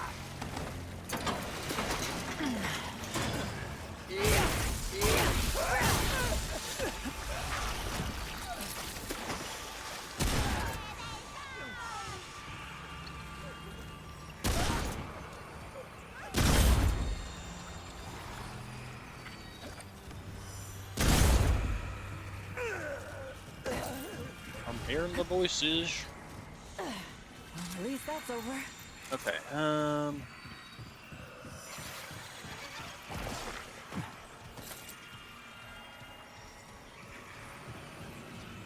wondered if that wouldn't be one of those trap raids that, oh, hello. That, one of the were rat people grabs you and sucks you in. Okay, continuing on. Okay, this is it.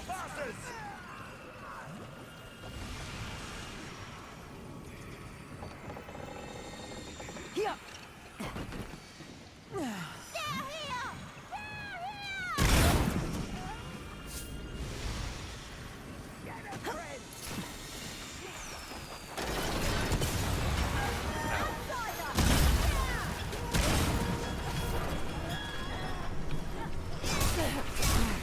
Where'd you come from?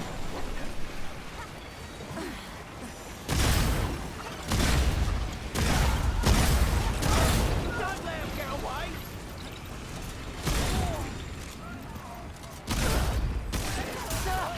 Ow.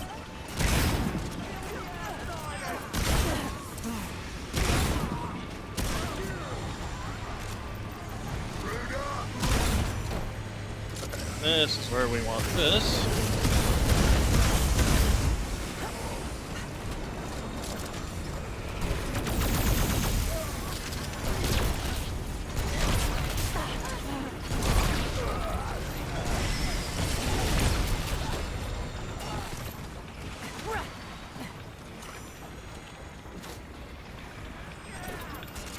Hello.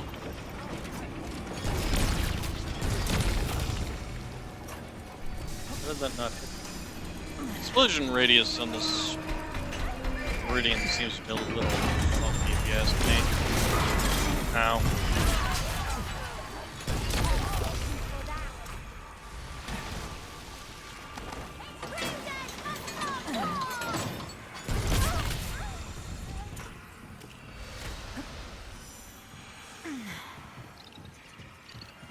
Here they come.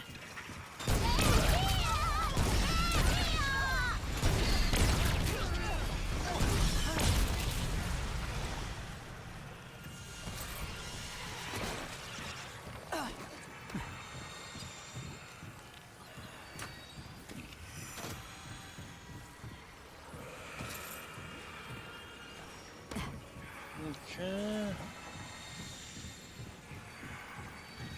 Come back and take the key.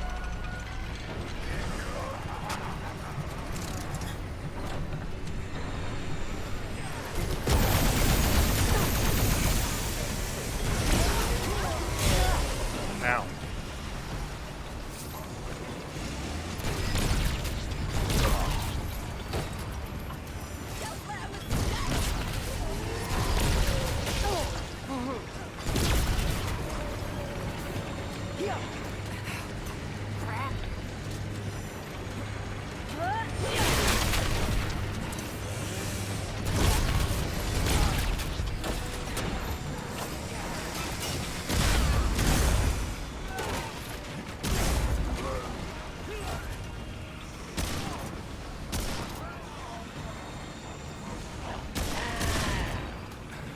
Start you on fire quickly.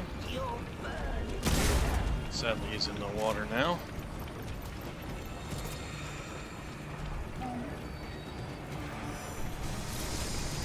Get me. He's out of the water.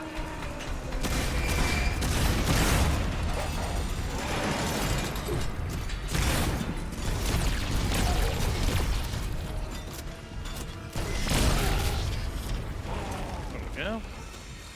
Alright, let's go ahead and grab this, exit.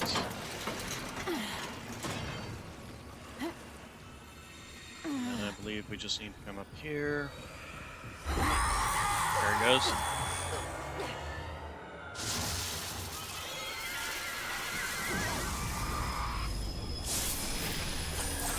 He drops the necklace, which I actually gave to him last time, so this will be the third time picking it up or something. Yeah. It's done, isn't it? Come here. I've got something for you. Nope. This is mine. Alright, so somewhere around here is a ring.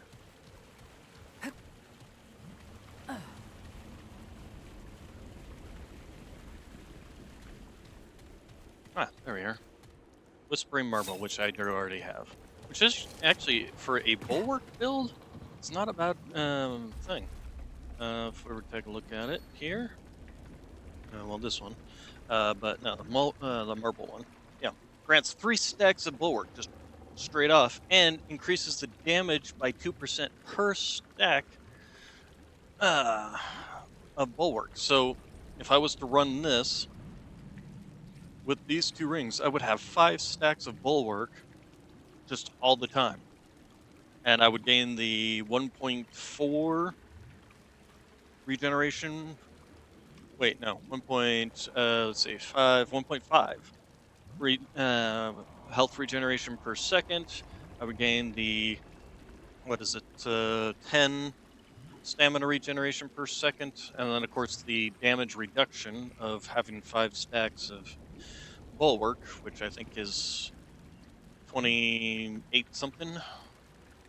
Well, here, easy solution to looking that up. Let's just put it on. So 25% damage reduction. So puts me up at 60%, and then of course, like I said, with the 1.5 health regen, the 10 things. So it's not bad. It just leaves you with only like 2 slots for any kind of damage buffing that you want to run. Like my bleed build, where I run Death's Embrace, that gives me 15%. Although with this, let's see here, range damage 17%. If we were to put this on, that still says 17%. Increases all damage by 2%, so that should be a 10% buff. So where does it get reflected?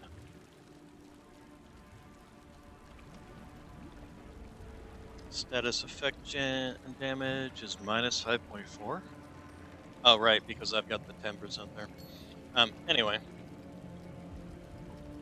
Yeah, stick that back on. Explosive damage goes up to 26%, which is nice. So, and I guess all damage is probably listed under something else. It's not reflected in the total stats. What is all damage?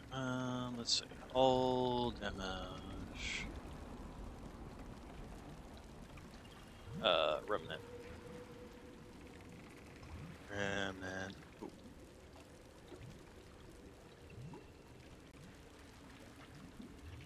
I would assume that it's just all damage, but let's see here.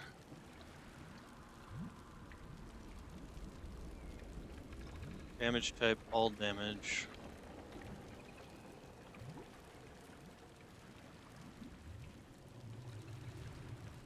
So basically that would give me a 10% damage increase to all sources of damage. That would would include my critical damage, my range damage, this damage. Oh, you know what? It's probably reflected there. Or is it? Yep, there it is. Plus 22. So up from plus 12. Okay, good to know. However, that does kind of remove my ability to apply fire damage with explosives. Alright, so anyway. We've completed Tiller's Rest. And we're going to ignore this man. You did it. I did do it, indeed. Nope, I'm not talking to you. I'm keeping the necklace. So sorry. Where the heck do we go? Exit. There's the exit.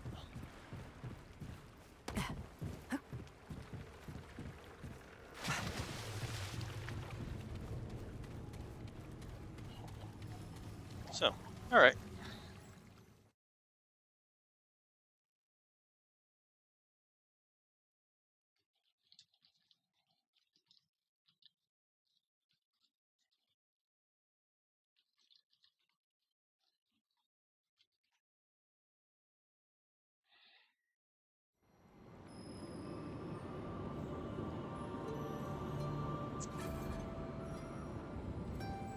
Actually, that does beg the question. If we look on here, do you like? It'd be nice if I could like scroll over and could see like, yeah, this applies to every single source of damage, so status effect and all that fun stuff. So, but it don't say that. So, all right.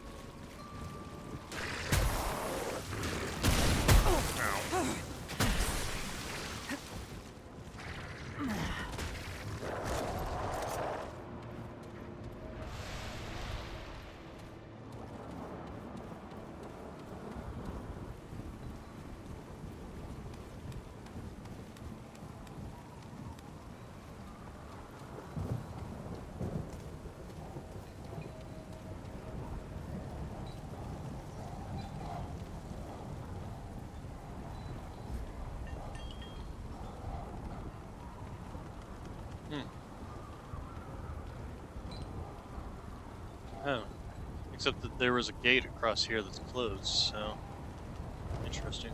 We are nothing. Alright. You and you, nothing. Even me, nothing. Wake up, my children. You are but fodder for the Fae's insatiable hunger. Pitiful justice in the cruel court of life. Unwanted rebel, awash in a sea of insignificance. What do you have to lose? Hell. What could be worse than the unending pain and misery you've suffered all your days? As you are now, you are worse than nothing. You are merely the ones who suffer. Heretics! Kill them, my children! Die, thou wicked! Ow.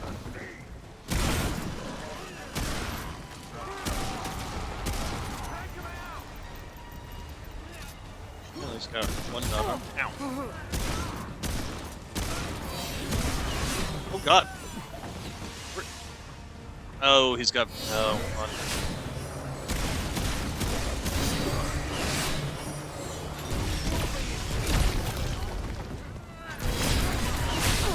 Ow. Let's reload. Let him come.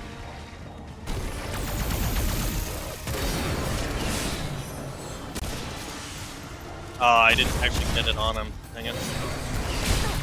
Ow. There we go. Glad that's over. It's got cursed. Ah.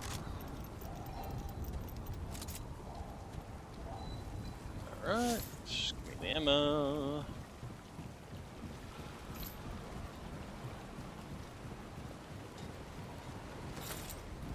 Hardened iron.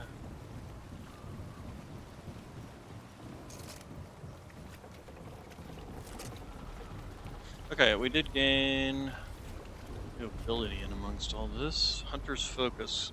Continuously aiming down sight uninterrupted without without shooting for 0.5 causes Hunter to enter a focused state. Wears off after 0.75 of leaving aim, lasts 25 seconds. Focus reduces weapon spread, recoil, and sway.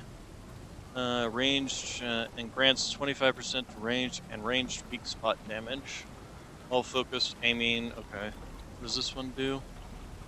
Applies mark to all enemy within 35 meters, while senses hunters gain 15% ranged and melee damage, lasts 25. Personally, I find that one easier to use rather than having to constantly be aiming down sights. So we got gain 20 range damage, 7.5 weak spot damage. Kills due to weak spot and critical hits increase ammo drops. Firearm gains 15 reload after a kill. Using a relic extends the duration of any active hunter skills. This grants just an increase to all damage of 12.5. You know, I have this thing of running this alchemist trait, but I'm not even using it, to be honest.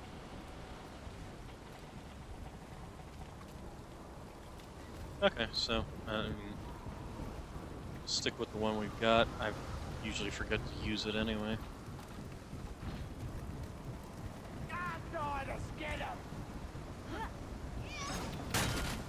Missed me.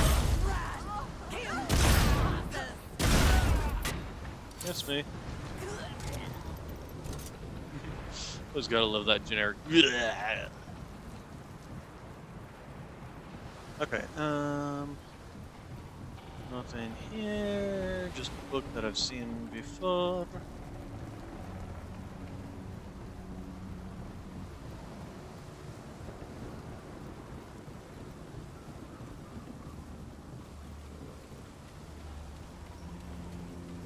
Why is there water leaking out of this thing? It's got pipes that come up from the underground or something that dumps water out of that? Living in the underground. Galvanized iron. Hey, we need more of that. Alright,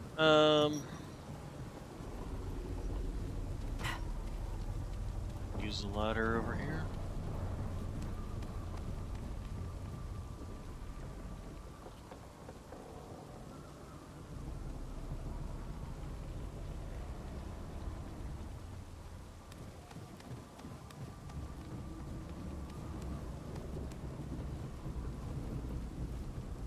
Kill the outsiders!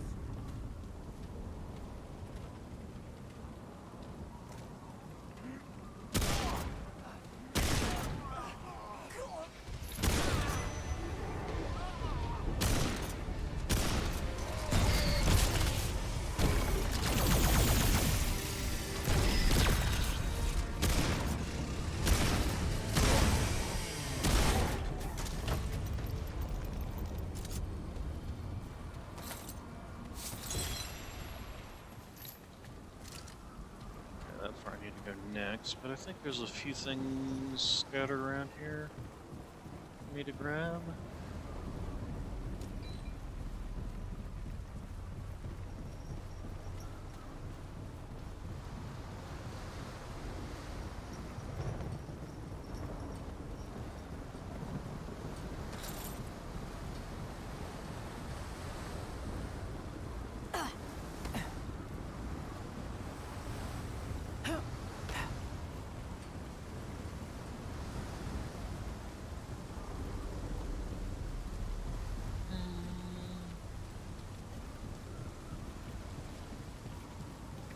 There.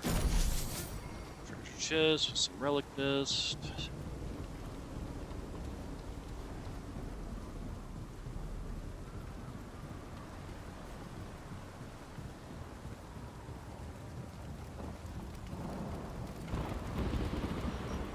there really anything around here? I guess not. There was more stuff around here. It's like an item or something. Something random from the loot drop table.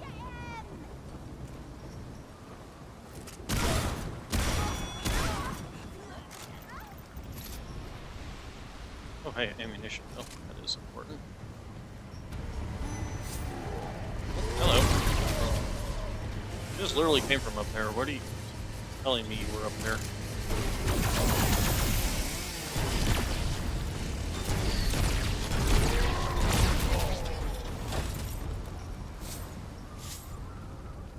Whew.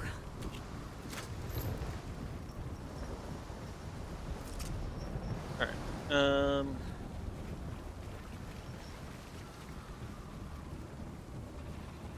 Okay, so nothing important around here. Alright, onwards!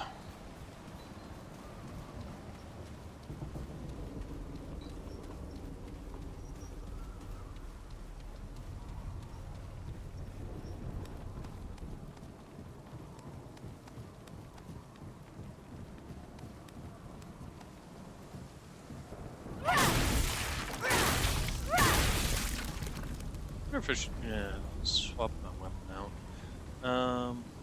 Powers weapon after 3 hits will empower the next charged melee will shock enemies. Yeah, I wasn't even aware had that equipped. What do I even have that? No, that was a brand new one. Maybe I accidentally equipped it then. Do I have anything of these actually leveled up? Oh, hypercharger. Increases charged melee stamina cost, but also increases melee damage.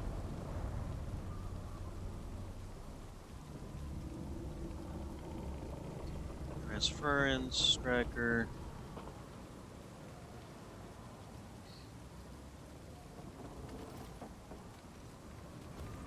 Yeah. This is one of the new ones from Dark Horizon. An energy scythe. Charge attack. It does that. It does fancy swishy things.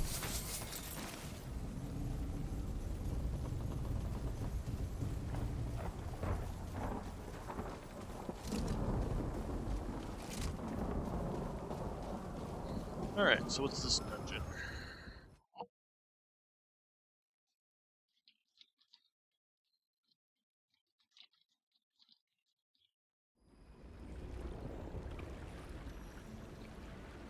The Great Sewers, huh? Fun.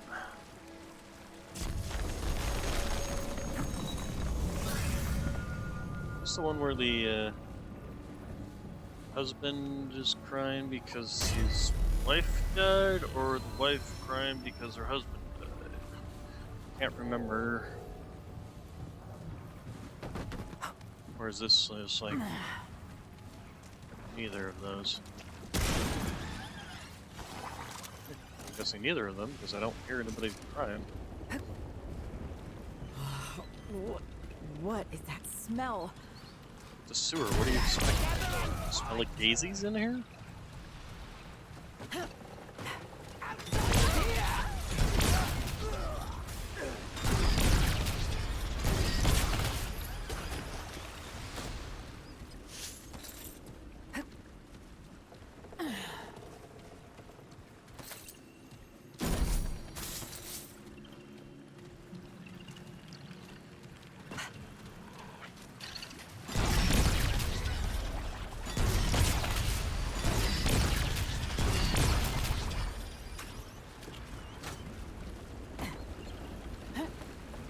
Alright, where are we going? Oh, hello.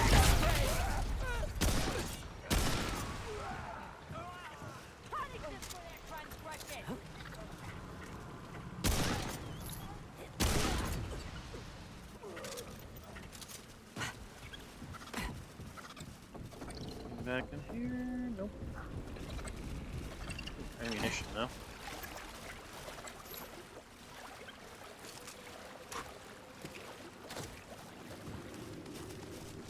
All these little rats running around.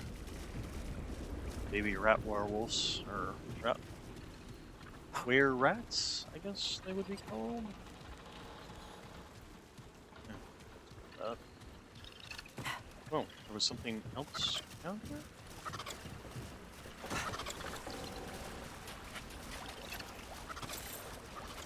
Oh, some of that mithril alloy. Okay.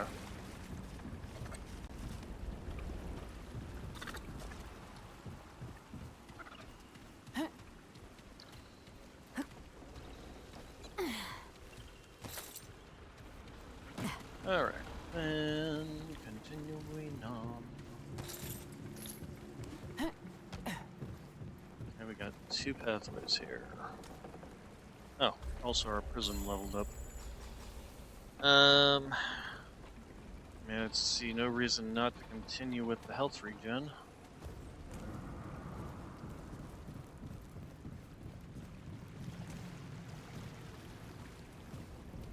Let's go explore this way, because the other way looks like the way it wants me to go.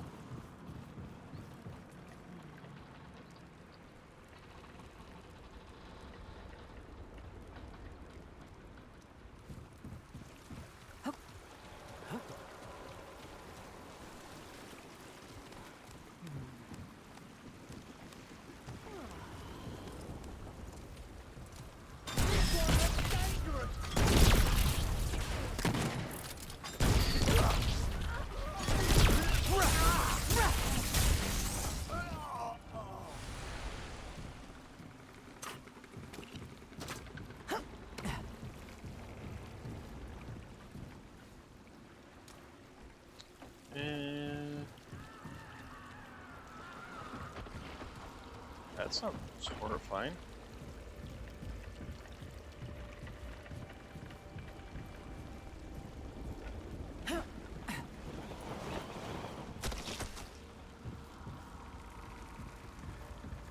Up below? Not even getting that, huh? Oh, it's just more.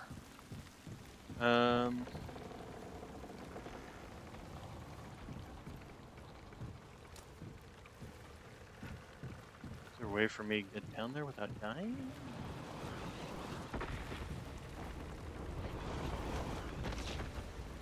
Yeah, nope, nope, can't do that. Although maybe if we do it like from here? Nope, okay. Probably not supposed to go any higher. I can certainly come down from here.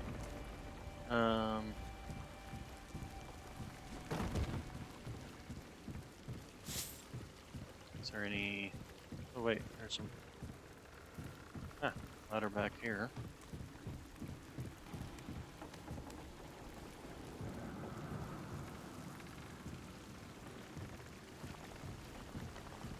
make this jump? We'll find out. There we go.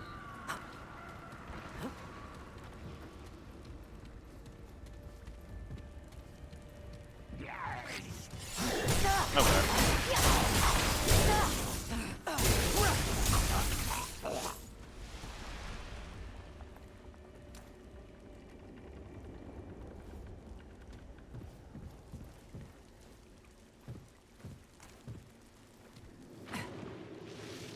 I'm gonna fall in the water. Good thing that wasn't a cliff.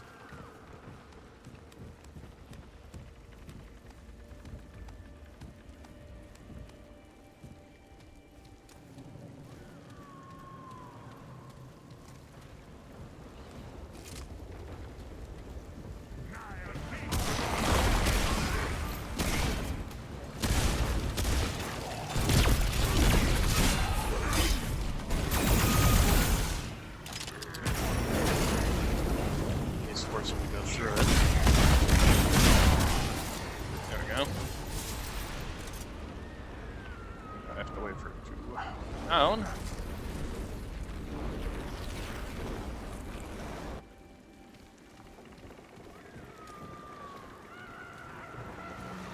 What are you guys doing up there that... Alright, so... Here that they goes come. over that way. This...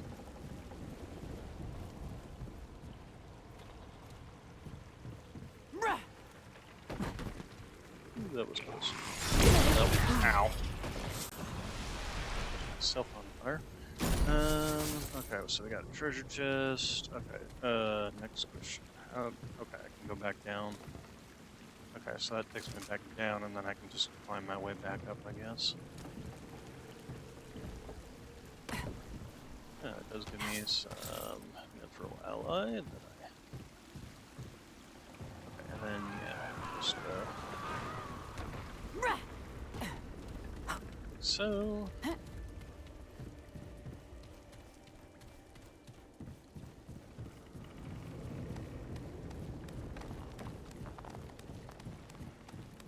You know, I was watching some tier lists on the weapons in this game. They were all talking about how the Wrangler was such a terrible weapon. I don't really feel like it's that terrible of a weapon. Alright, okay, so if we jump to over here, take the stairs, or the ladder, upstairs, and there's another enemy. It seems to be doing pretty well against these guys. Considering that one was a one shot. Alright, so how do I get to that? Can I run and jump from here? I can make it. If I don't make it, I'm dying. There we go.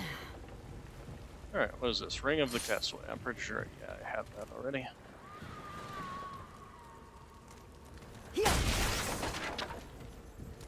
Alright, and then,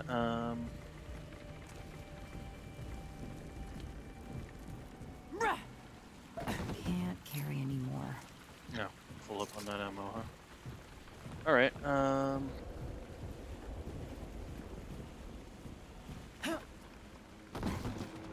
we go. Alright, and then I guess we just go down and... Yeah. leave this place. So it was just a dead end. Just a more complex dead end with falling bodies.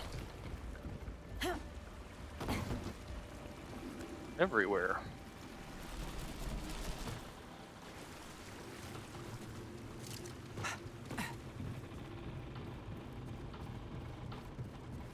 Guess the Fae are throwing out their leftovers. Seems rather wasteful, but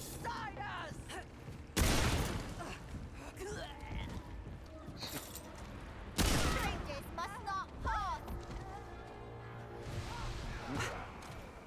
no, I think that's a Take him out!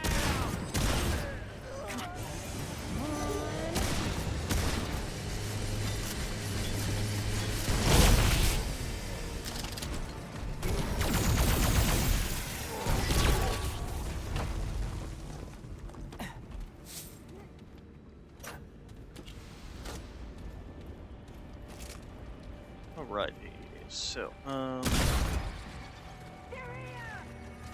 where are you? Oh, there you are.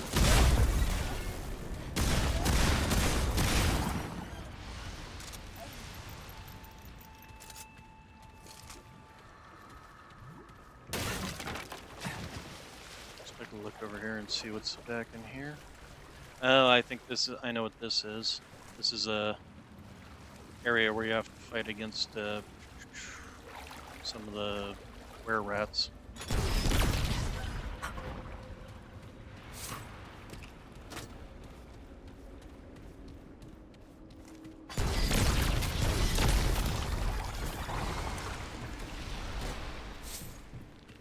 So somewhere around here is a...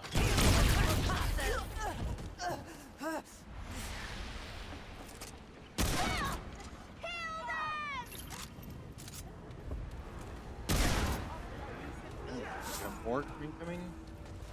Okay,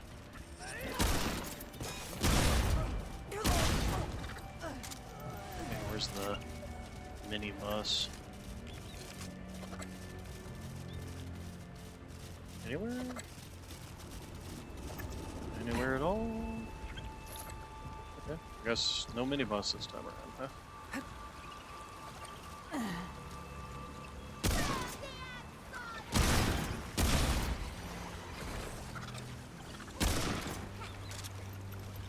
Wait.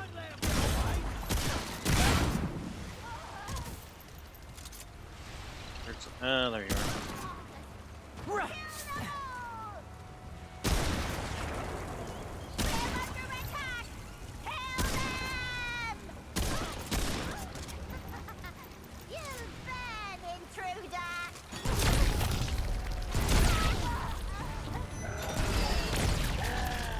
Okay.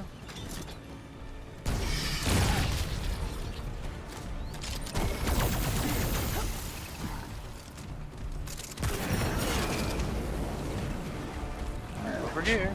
Oh, I should put the water.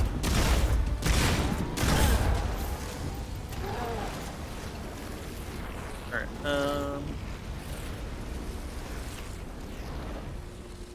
you done?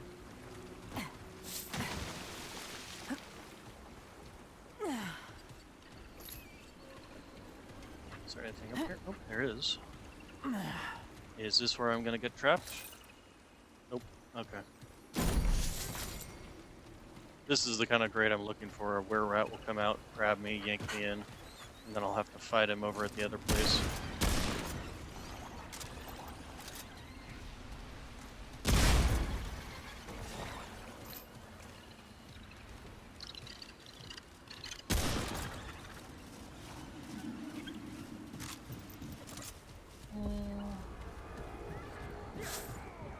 The intruder must not die! It's got a helmet on.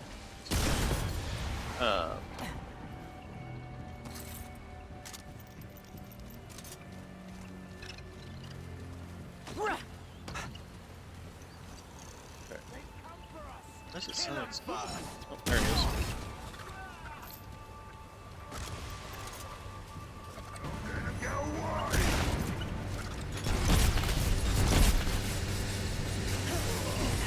Yes, mate.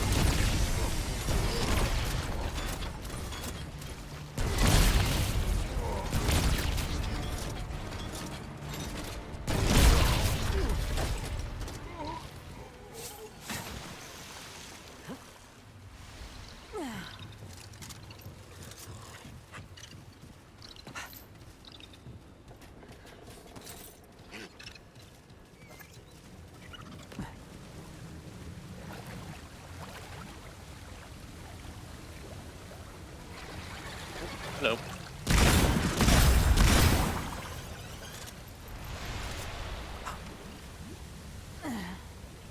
Oh, this is a whole little...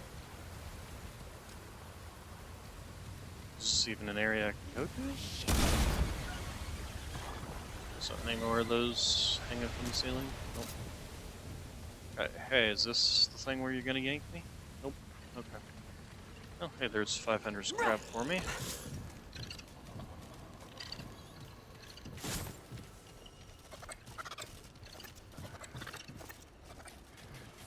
Continuing on, singing a song.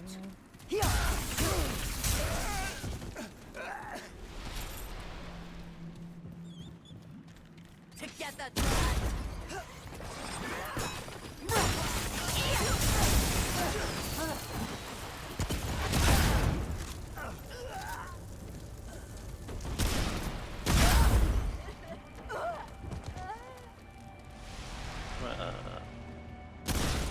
There we go. Stop them!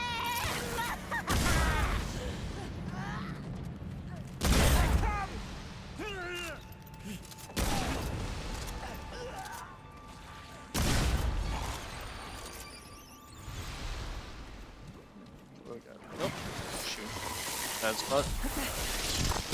Ow. I'm gonna let you climb out of there. Oh, so I can light you on fire. Alright. Got some ammunition here, and looks like this is the final boss fight area. Nope, nothing there, huh? Alright. I'm not too concerned. I've already finished that little mini boss area, so.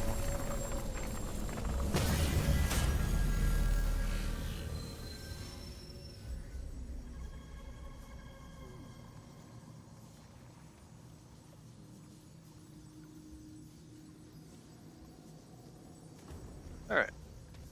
So this is the giant slimy thingy I have to fight.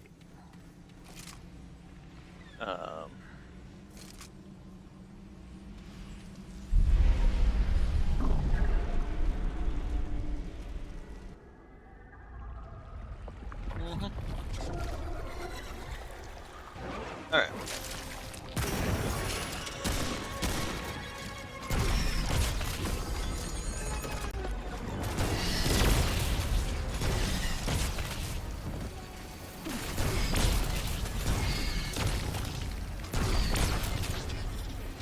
No, don't climb down there.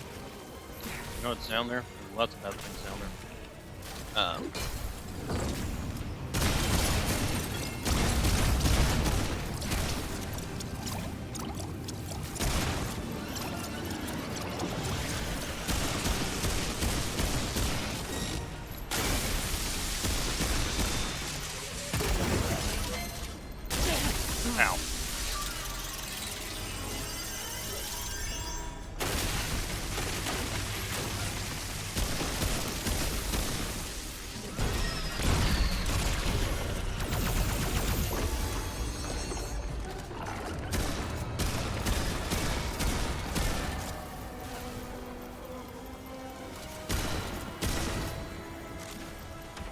Okay, we need to go and grab some ammunition while that guy burns. Doesn't really hurt him, does it? I burnt both of them. Oh, right, totally forgot. I have to. Ow. Okay, let's heal. Oh god. Stop.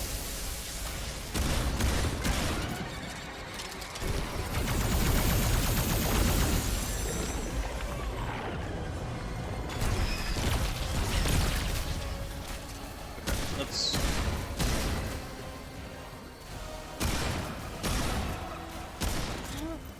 Come on.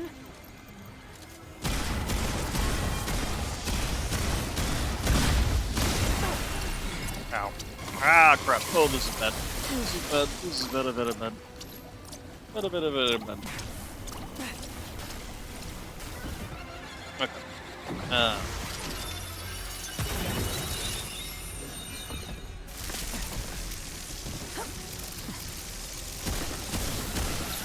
There we go. Okay, all those guys die, I believe. How's that, So. huh? You ain't so tough. Yeah, you ain't bad.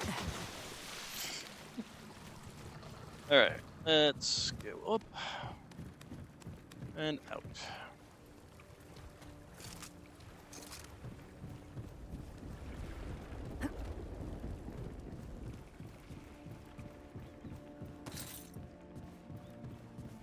Is there a treasure? Yes, there was a treasure chest I missed.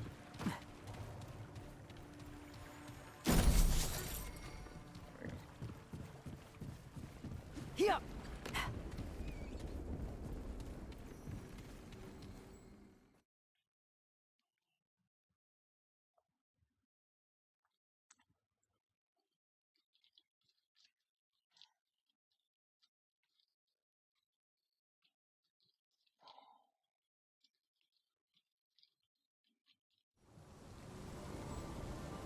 Oh, royalty then.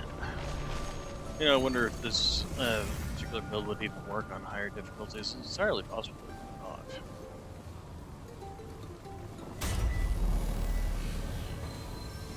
Oh, you know what?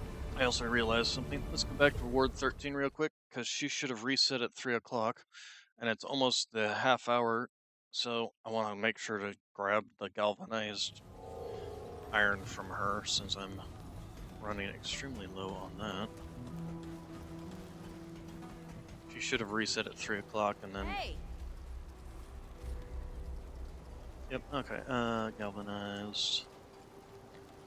Galvanized. I don't particularly care about the forge, and I don't know why she sells less of the galvanized than she does of everything else. We will go ahead and buy the forge though, Stop by since it'll anytime. be You know where resetting to here find me. shortly.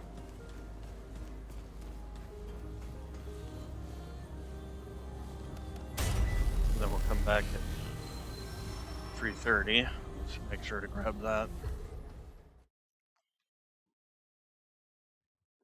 The drowned Ren? It's too bad they don't have like a detonation trigger for every single element. That would be nice. I mean, they've got mutators for every single element, but they don't have them for... But those also require you to hit weak points. Because they've got the twisted runes for bleeding, but again, it requires you to hit ranged weak points or ranged critical hits. And then they've got the one for the fetid wounds, which is corrosion. I know they've got twisted something in here. No, not twisted rounds. They've got a fire one in here, seared something. Searing wounds, there we go. So for fire, and I'm sure they've got one for overloaded, I just probably don't have it at this point.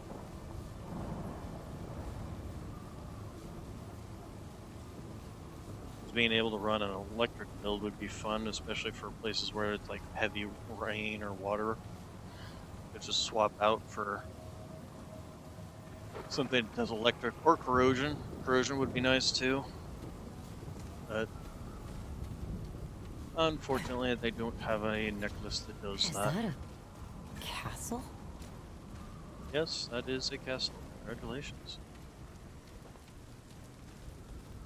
Okay, so we're on the Forlorn Coast here. Okay, so this is the other side of this. I wonder if I can even... If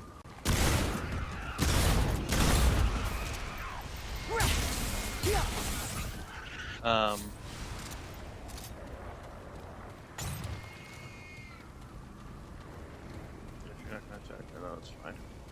You know that there's like a ring down here or something, I'm pretty sure.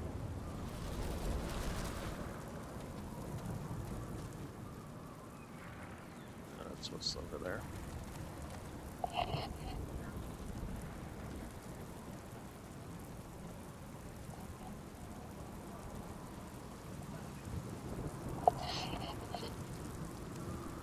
So I missed a treasure chest up here. We'll grab that.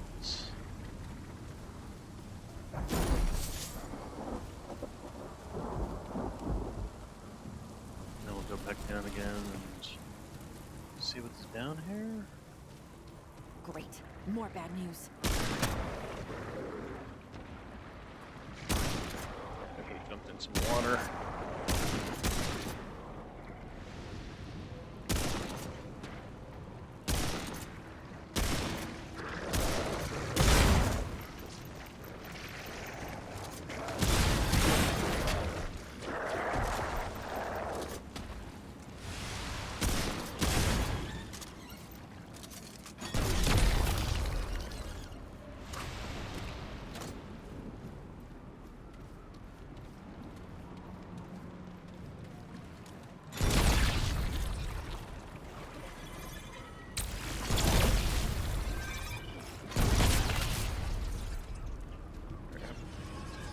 What? Jeez, how many shots does it take to kill you? Okay, ow.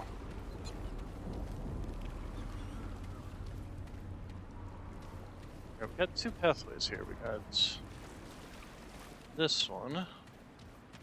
Where's this lead us to? I think this leads. Oh, hello. Hello, good sir. I'm gonna just back out here and we'll play Ring Around the Rosie with you out here.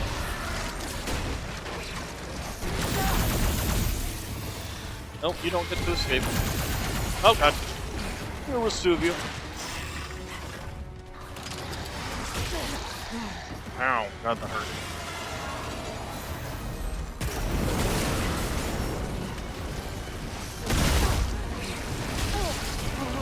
Oh god, I'm catching myself on fire. Ah, Jesus! Okay. Well, that was painful.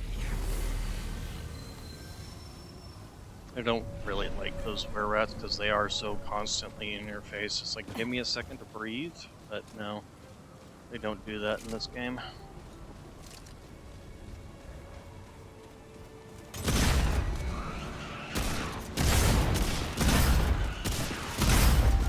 Wow, I was just missing shot after shot there. That was horrible. Okay, let's try this again.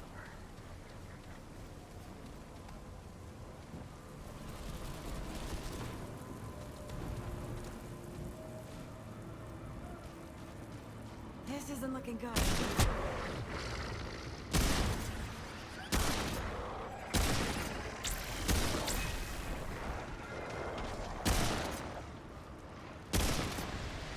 Let's get out of the water, dang it.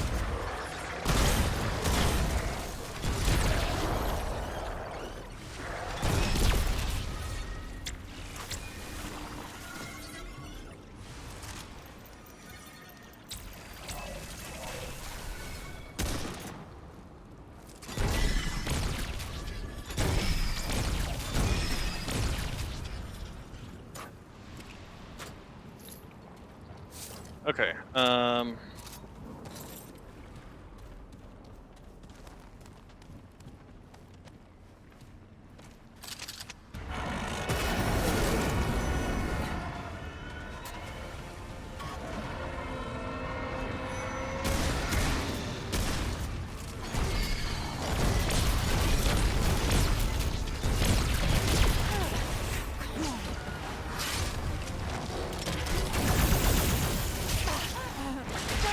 gosh, dang it.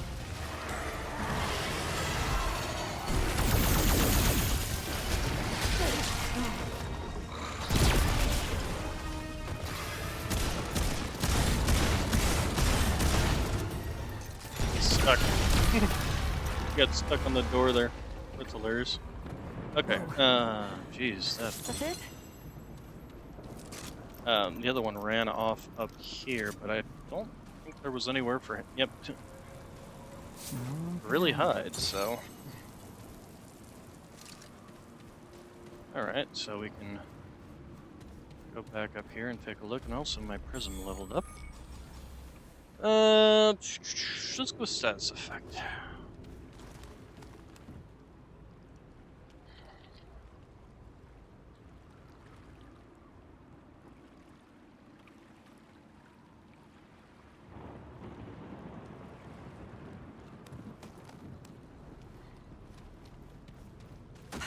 Was there anything else in this room, or was it just those two guys? Ooh, hello. Who are you? This'll hook. I actually have this. I think it's a scythe-like weapon. It's similar to this in terms of its strikes. Oh, no, it's just more of a two-hander thing.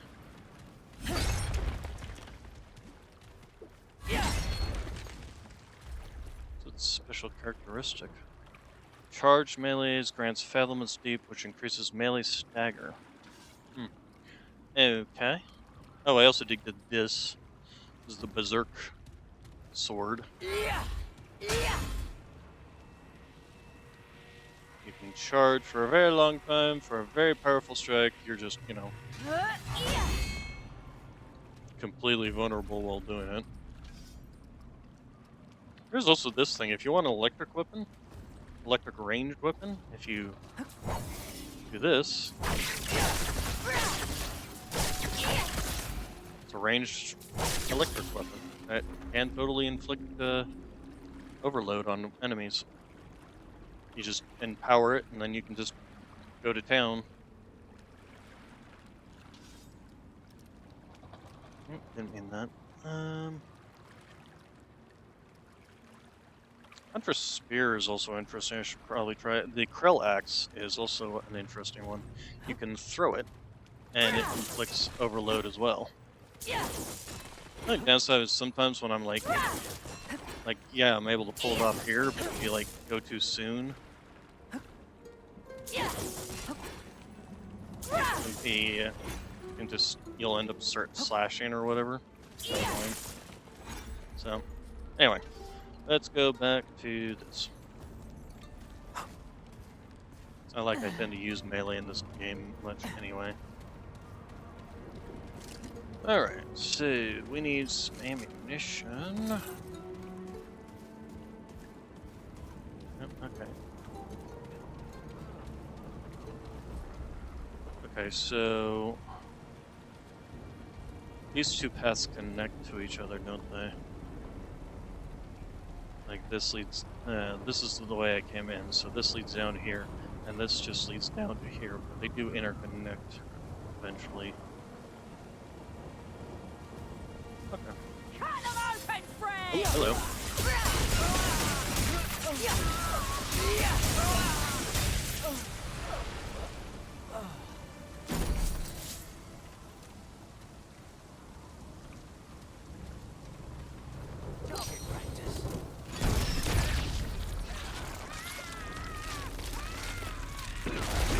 Oh god.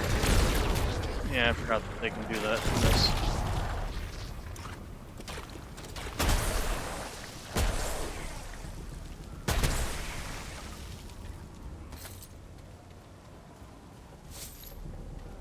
Okay, let's go back up this path.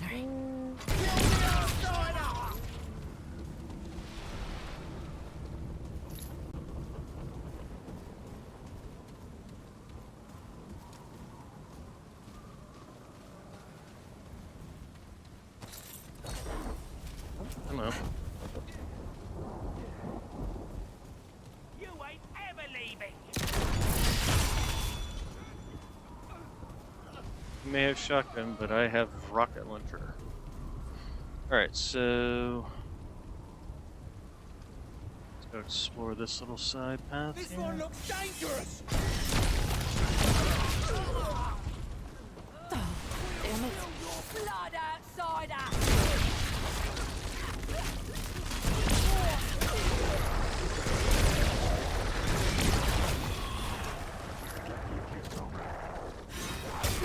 Oh god.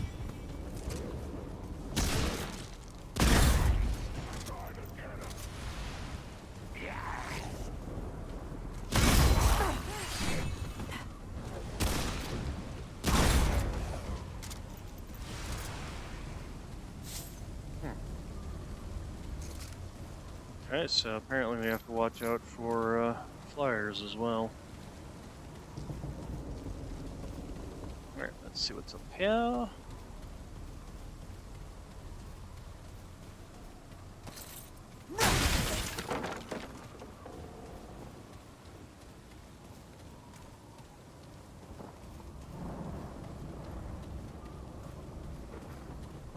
Defend our home!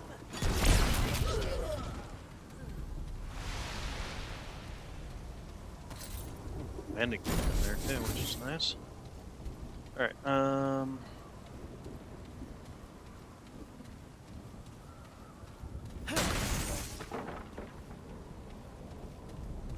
nothing there. Look down here.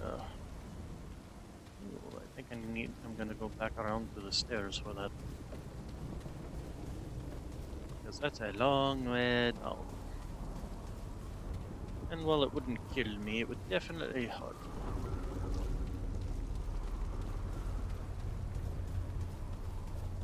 Okay, so nothing particularly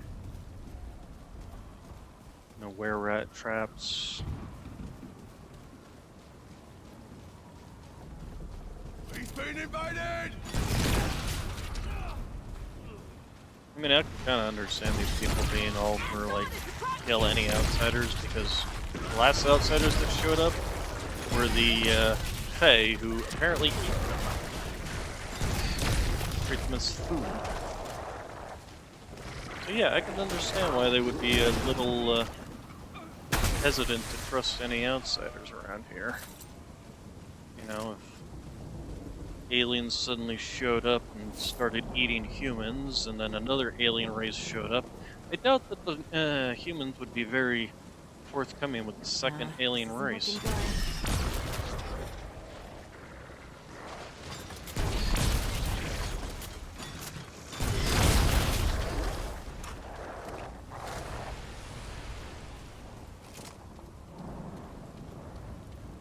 And this just leads back that way. So I've fully explored all this stuff. There is all this stuff over here, which I can get to from down here. Alright. You know what? I think we're gonna go head up that checkpoint. Oh, hey. I believe this leads back to the main area. Yes, it does. Okay.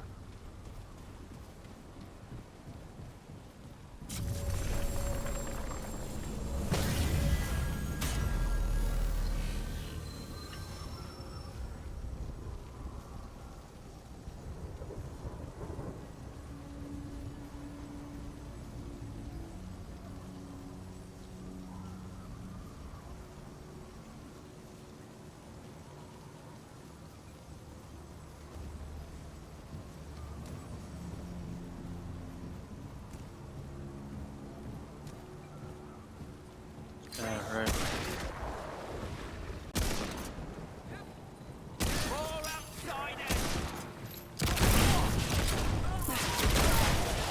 Ow.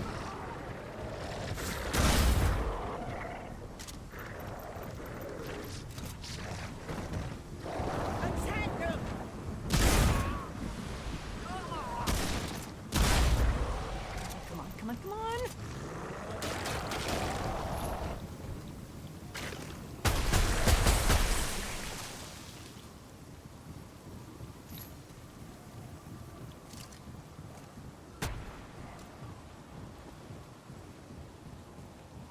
Probably should have done the basic area of La Somme for the to try and get the clockwork or the clock tower, because I'm Got enough suspecting of that. that I'm not gonna find it in this particular dungeon or adventure. Alright, let's do this.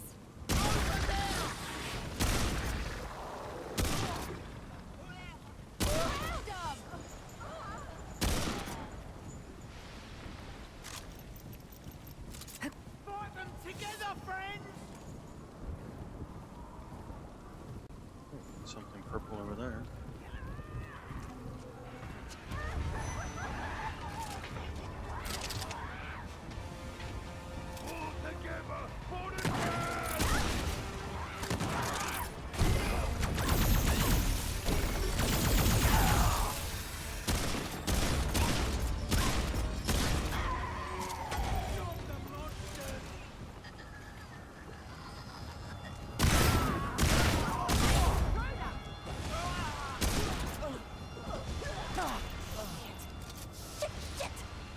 Why are we cussing? There's no need to cuss. Oh, see the intruder!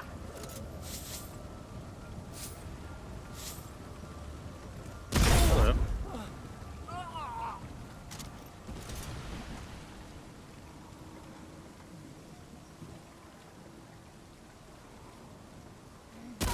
You won't get past me!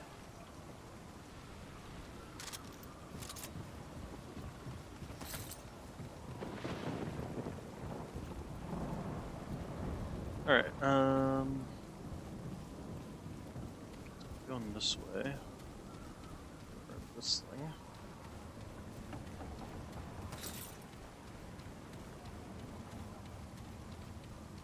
Oh, is this... where does this lead? Oh, this is locked from this side. Door.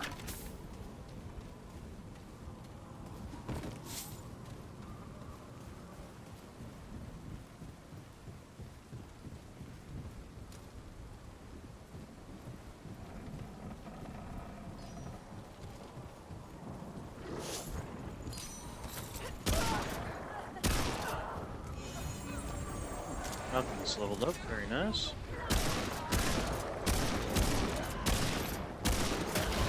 Yep. Okay. He just turned into one without even being prompted there.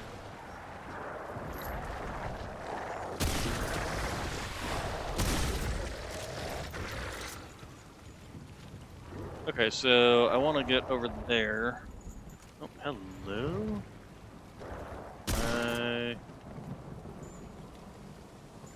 I can't hit you from here, huh? Alright, oh,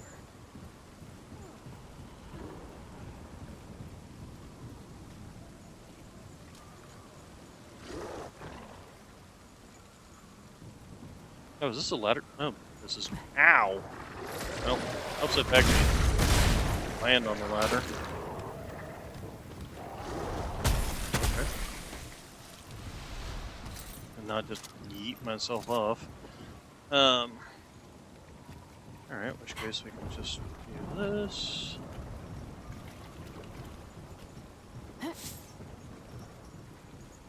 Here, lots of chains, but I'm assuming that's all this stuff. And interesting. Headshot. There.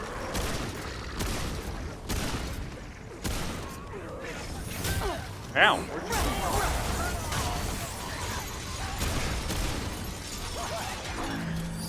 Great, there's two of them.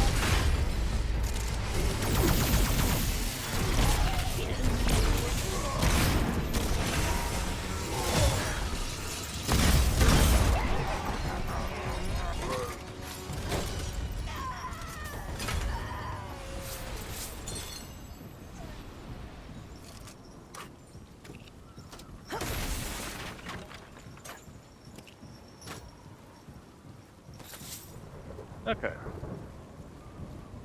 Let's see here. Okay, so if I go down this area and come back around to up to that area, another checkpoint here.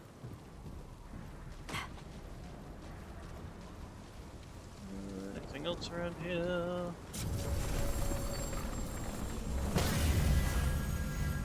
Did kind of miss this whole little area, and on those boats there was all kinds of little secrets, but they're secrets I've already found, so.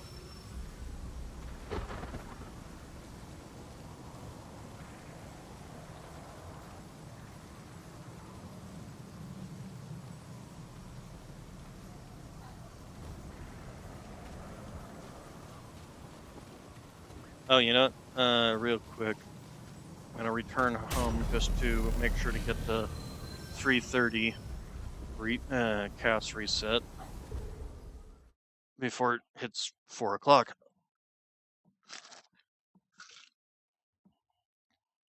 How much money do I have anyway?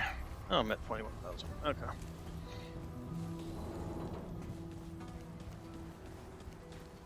Yeah, if I'm ever gonna run a build, specific build, I'll probably want to run Engineer and Ritualist because it's got this. On the other hand, there is the Archon, although, and the Invoker. The Invoker's not too bad either. Both of them are rather good. But Hey, you're back. what do you have available?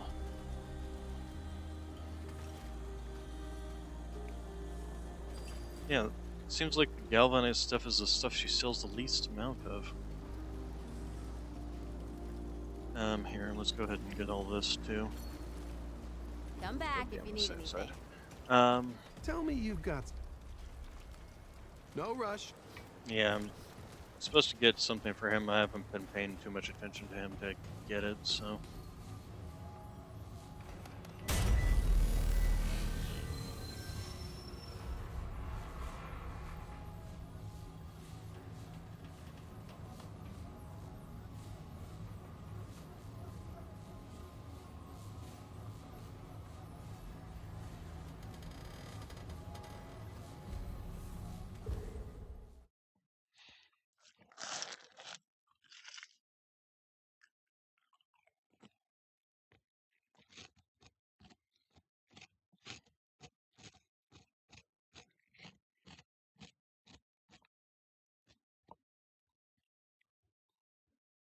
Agnor's got some secret source, huh? That would be concerning. Okay, this is it.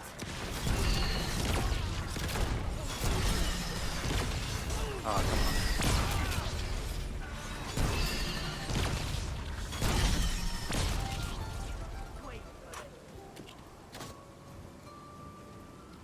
Alright, let's see what this is. Magnifying glass. Oh, that's actually new for me. What does that do? What's you doing? Increases skill and mod duration by 3 and their AoE or aura size by 20. Not terrible, but nothing I'd run out of my way for. Although, might be useful on something like the, I was running, when I was leveling up, I was running the Invoker and the Ritualist.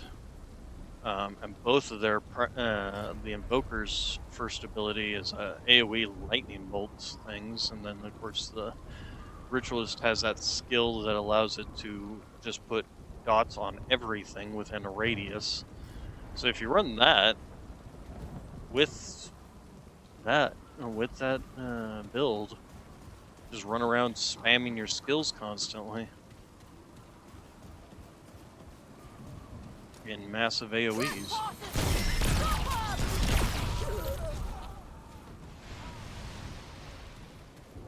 I could see that being pretty devastating, at least in dungeon clearing. Against bosses, the duration on it, the extra duration would not be terrible.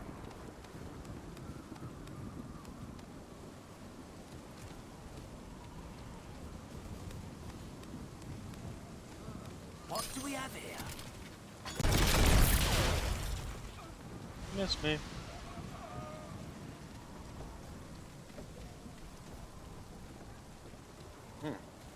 Something else up here? Alright, so we've got a pathway down here.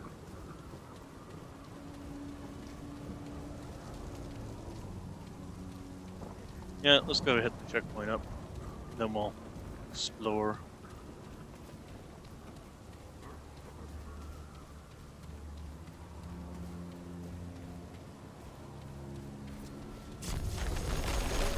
Hello.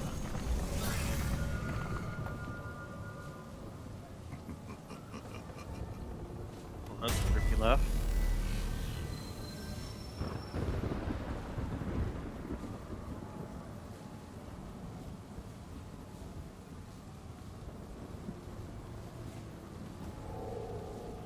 Alright, so,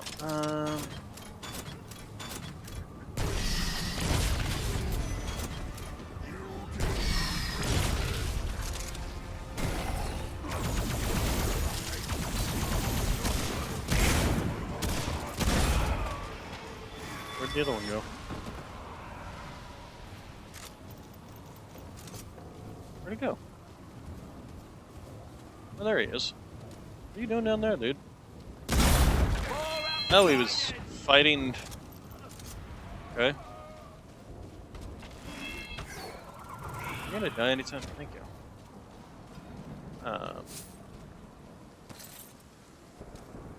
So this leads me up to the castle, I'm assuming. In which case, we don't want to necessarily go there yet.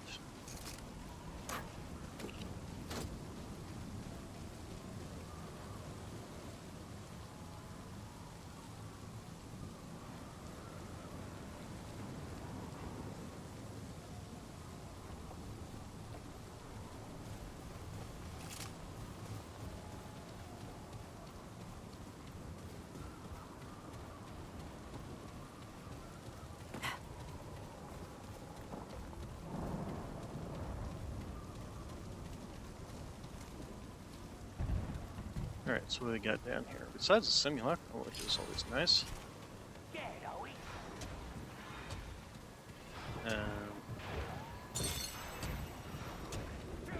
Oh, they're fighting each other again? Sounds like it.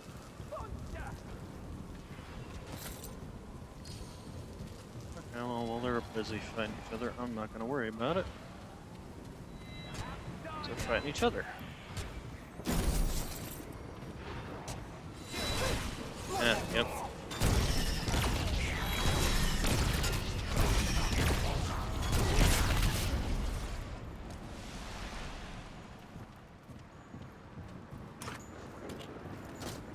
I think I'm coming in from the top of what was that other large room where they were all fighting each other.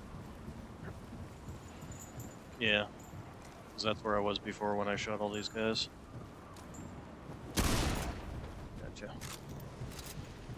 Alright.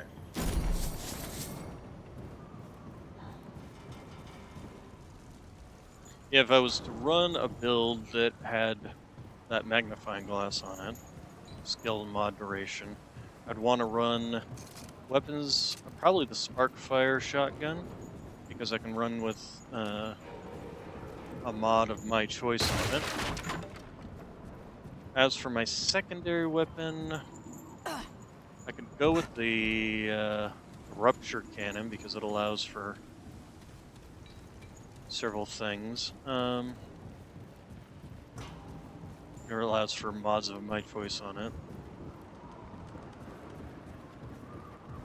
Okay, looks like this is pretty much kind of clear. Hello, where'd you come from? Ow!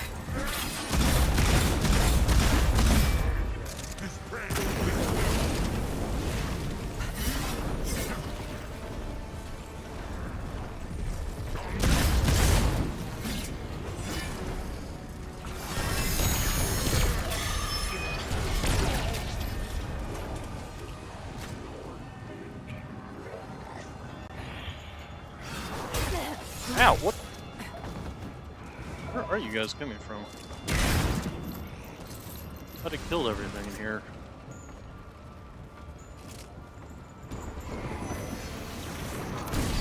That's another boss down there. God damn it, these stupid little flyers. You're gonna burn to death. Yeah. Alright, so they all did. Bag's full. Alright, so let's get out of here. Go back up, go to the, and then start this crossing. To be honest, I'm wondering if I should even bother continuing with this particular storyline. Or just go and re-roll the normal Lawsome.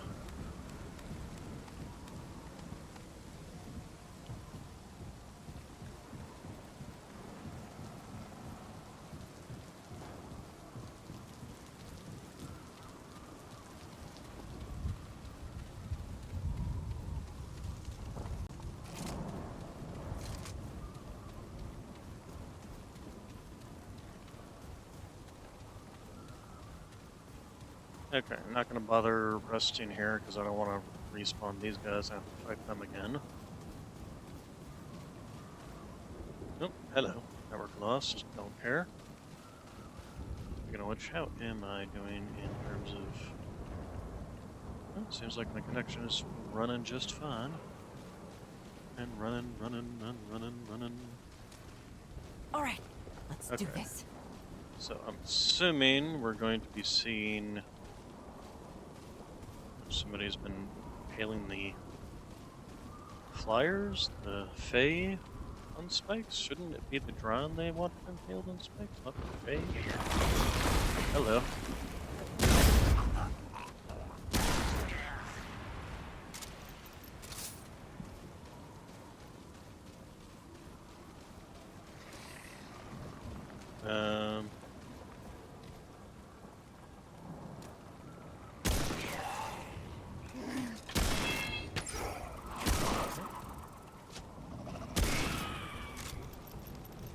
Okay.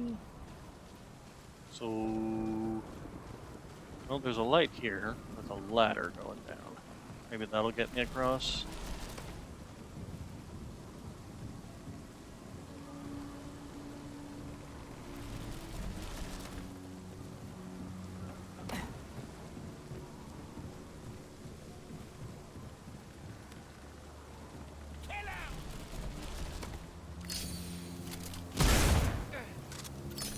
Wait. And that didn't catch you on fire. That was weird.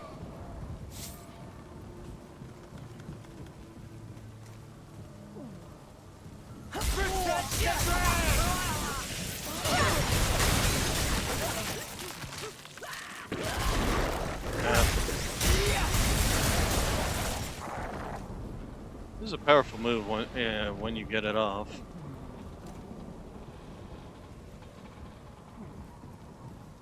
Okay, so. You won't get Oh past god. No, me!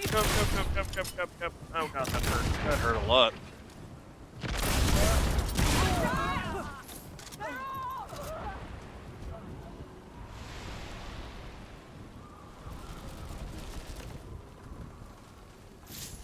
Hmm. 500 scrap.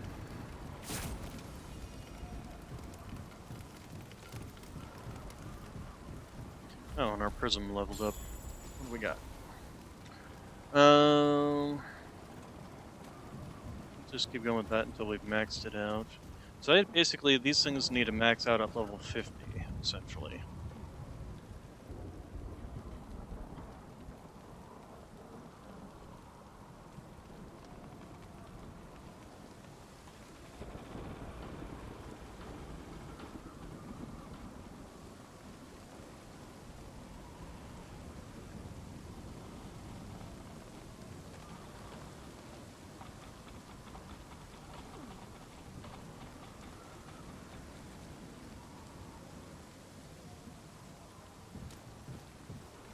We got,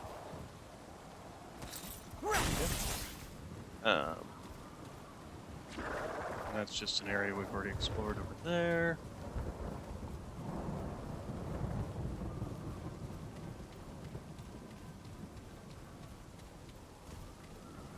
Here's a shortcut back to the areas we came from.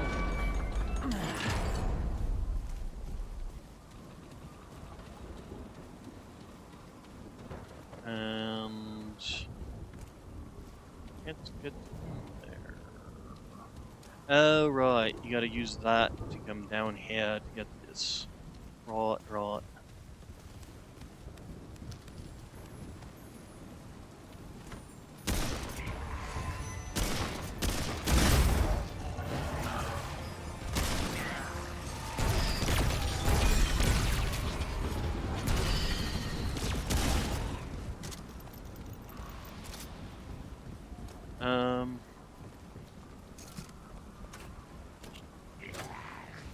Hello.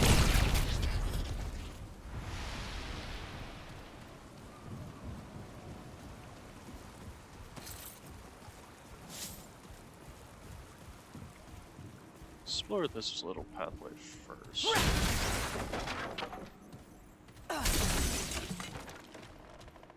Okay, so this is going to... Does this actually lead me up inside the castle? Is this the way it wants me to go? No, this is not the way it wants me to go. Which means it's just a side dungeon.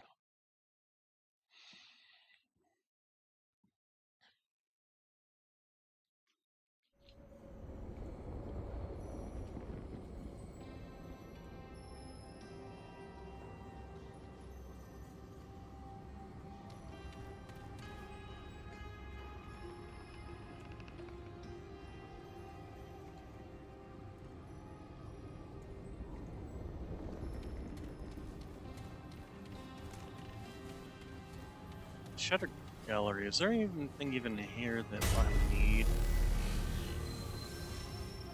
Let's see. Crimson King coin, House Lithia glyph, Decorum cipher,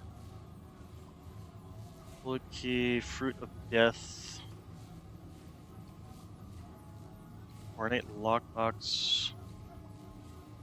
Eternal Empress unopened to obtain the Red Doe sigil.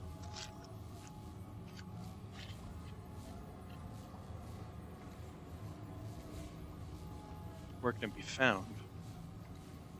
Geisha and the Widow's Court. Okay.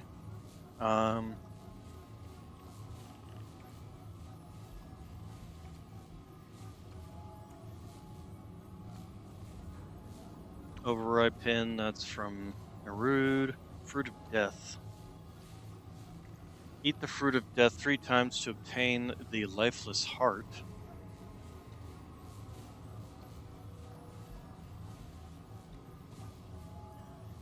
Does not count as a scripted death, okay. Therefore ends hardcore characters, which I've never finished the game on hardcore.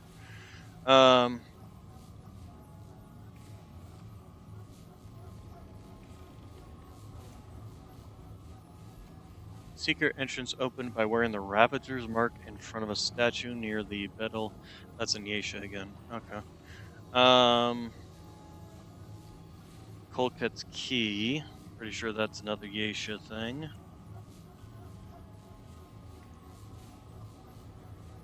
Yep. Crimson King Coin. Fey Golden Knight. We offer to distribute to the Red Prince. That's gonna... Okay, so yeah, I probably should have done this in the... Okay, meanwhile, let's look up... what is this place? The... Shattered Gallery.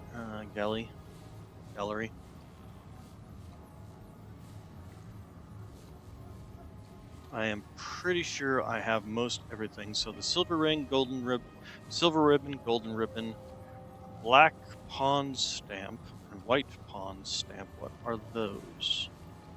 Okay, that's rings. Okay, so let's go. Let's see if I've got those. So there's the black pawn stamp, and then all the way down to the bottom, the white pawn stamp. Okay, I got that one. The shade stone. Increases skill damage. Shade stone. Sage.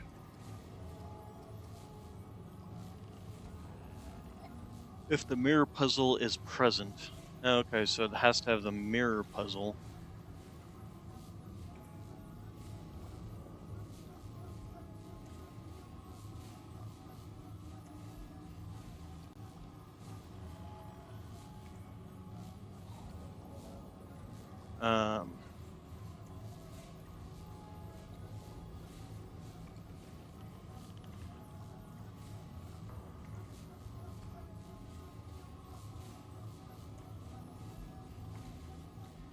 Okay, well, I guess we need to go look around and see if the mirror puzzle's in this area. We used that, right.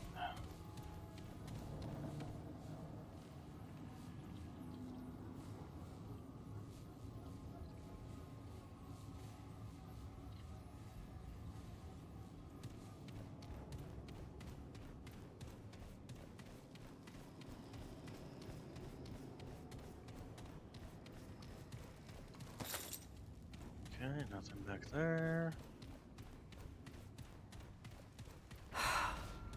I don't like the looks of this.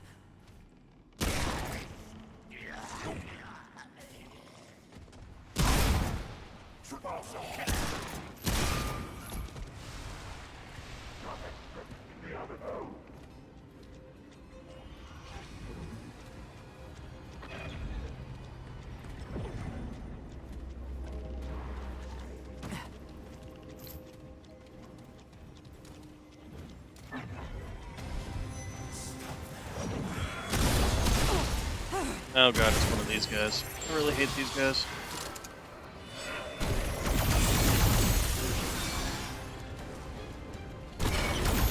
Ah, damn it.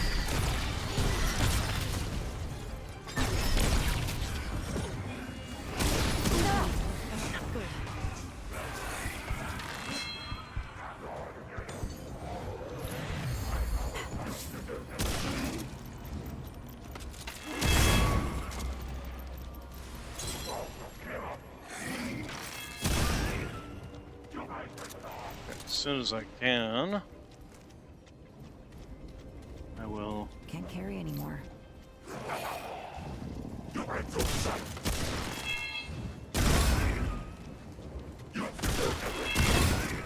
Ugh. Seriously annoying. Whoa. Alright, so, Is that it? cursed. Curse. Which is my cursed items? Isn't this thing? It is that thing, so I actually have that on my hotbar, so. There we go. Won't fit. I need to remember that. I've got that on my hotbar for if I get cursed later on. But there's not too many things that actually do curse me, specifically. Alright, so which way? We'll go this way first.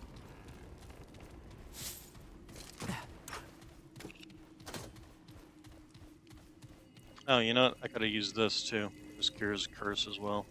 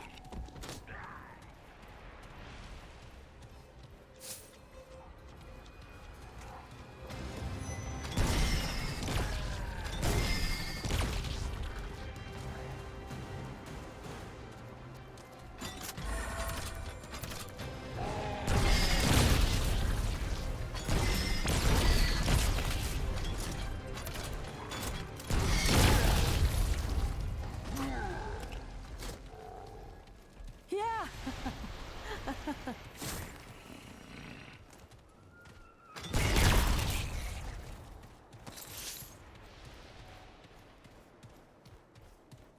Yeah, the bandit really does help out with ammo efficiency on a lot of weapons.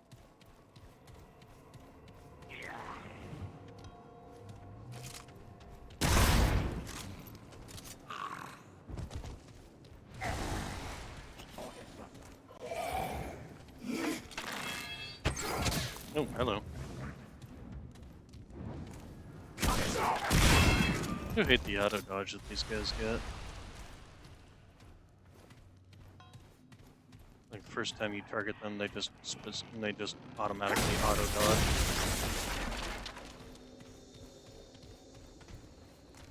At least if they're paying attention to you.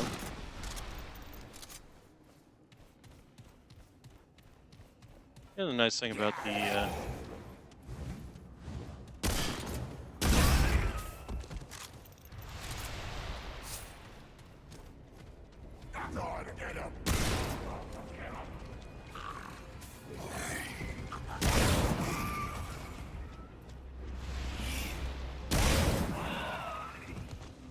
those two did not auto dodge. Come on.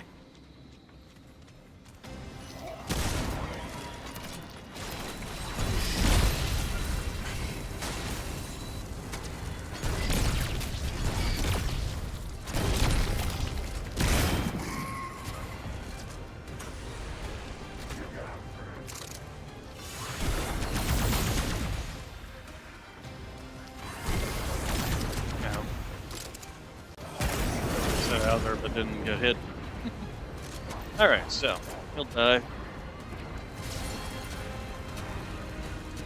I just need to stand here and watch. Got it.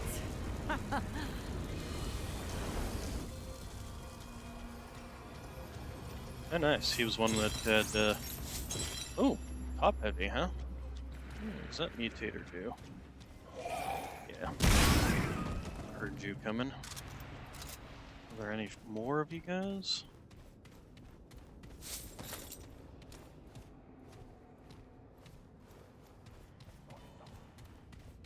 I hear somebody over there, but I don't think they're. What's top heavy do? Increases the weapon's range damage by up to 7.5 based on how close the magazine is to full. Well, that could be useful for a weapon that's got only one round in the magazine, because then it's always 100% full.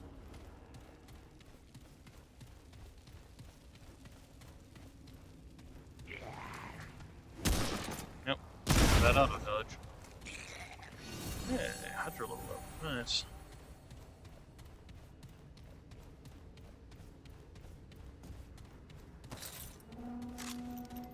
Reloading. What's this? Dread Front. I have that one. Okay, so that just leads us back around. So then let's go back over here.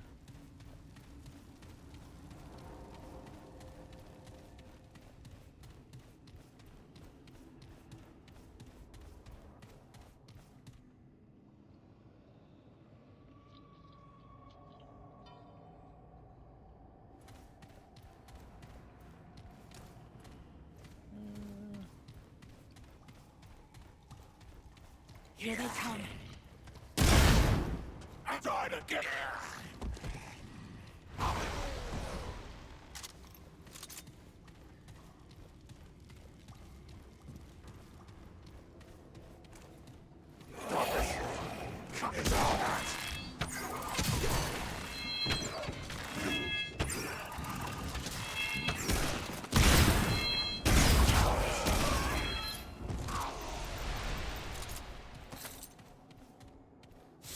Alright.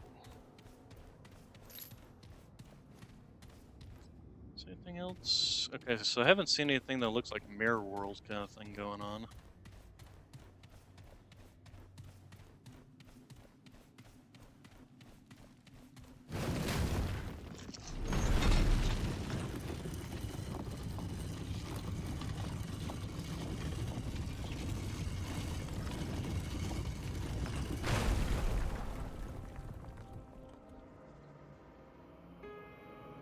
Here they come. Here comes. I always say that, then I never see anything. Oh, okay.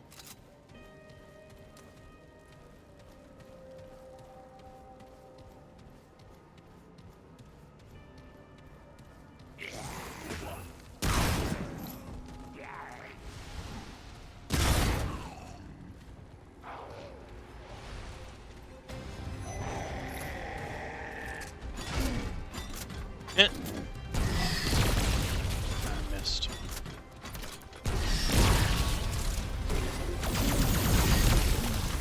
Come on.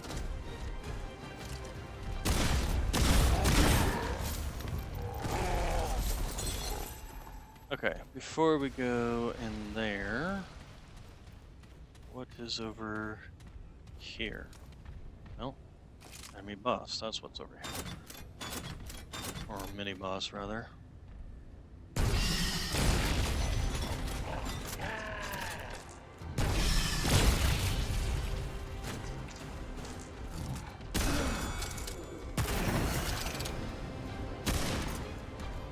Okay, he's gonna dodge now. Easy peasy.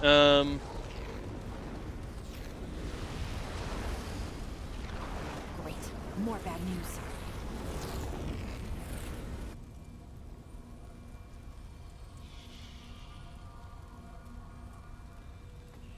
I don't think this is the mirror world. Pretty sure this is the...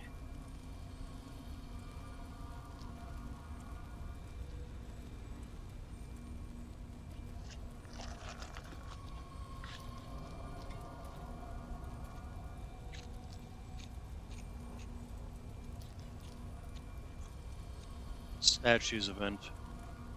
Can get you the plain ribbon. What the?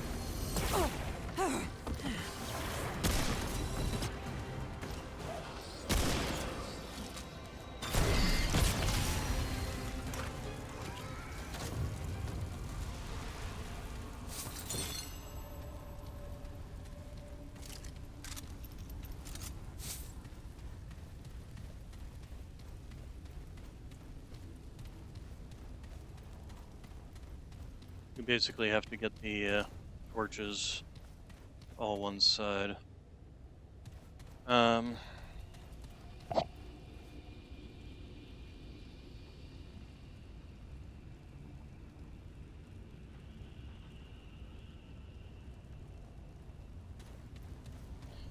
Remember how to do it. Let's see, I'm pretty sure, yeah, you shoot them. Oh, hello.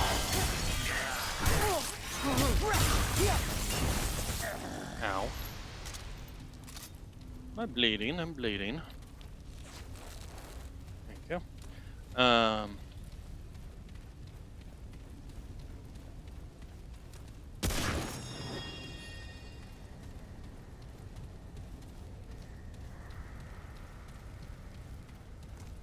Hmm.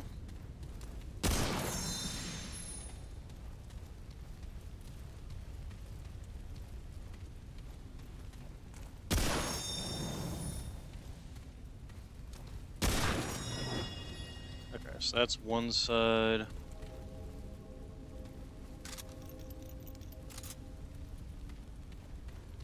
Are we starting here? Okay, so if we change you, that will change you.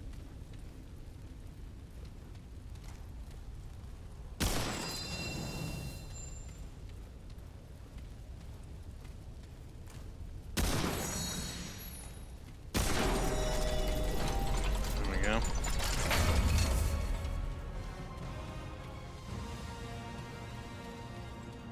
And basically, depending on whether you turn it light or dark, opens up one side or the other.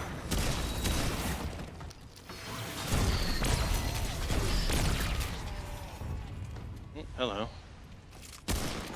Seems to be a lot. What did that put you on fire? There we go.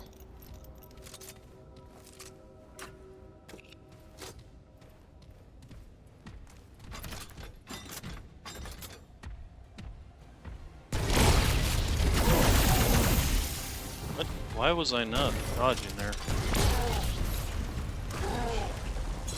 I'm out of room. Glad that's over. Alright. And depending on which side you open up, it determines which white pawn stamp or the black pawn stamp. So, we fully explored except for this little back corner here. I don't think there was anything there. That would have given me the Out of room. what I was looking for. Mirror universe thing. Event injectables, they call them.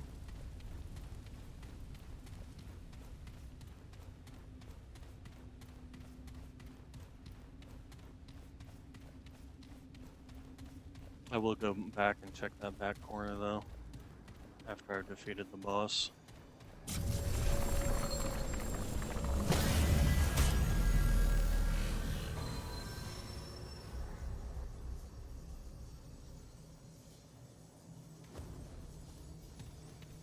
I don't remember this boss, but it's been a while since I've done.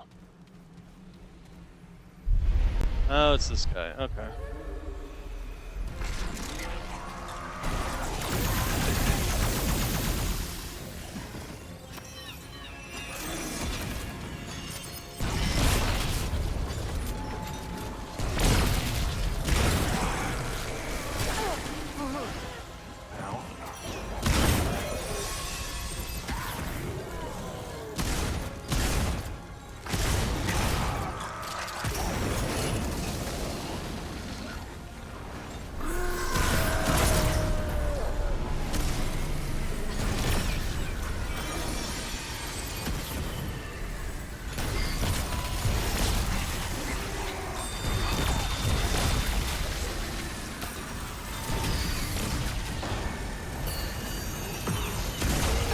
Ow. Oh, damn it.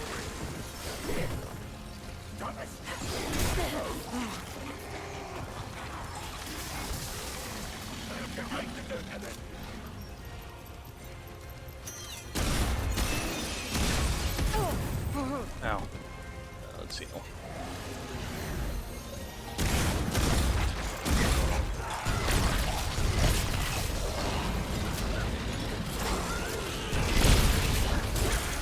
Oh, Jesus. Okay. Well, I might. Oh, never mind. That's an instant kill, apparently.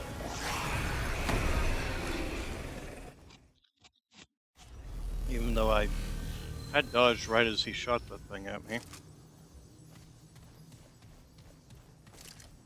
Which is kind of annoying, to say the least.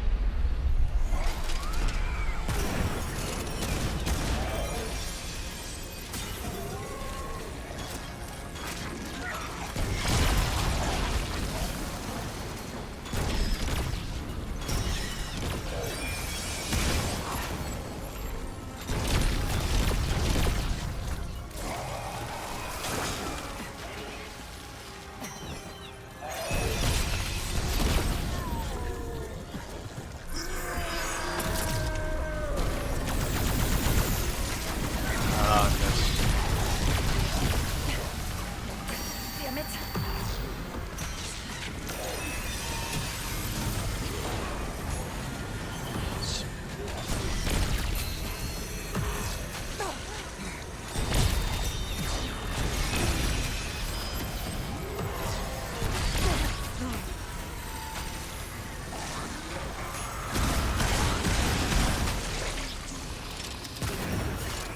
Ah, I missed. Again.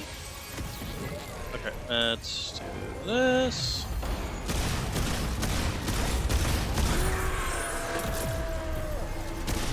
Nope, okay.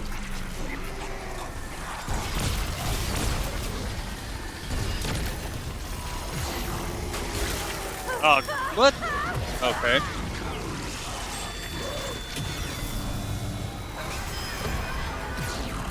He hit me with the body, which stun locked me, and then insta-killed me.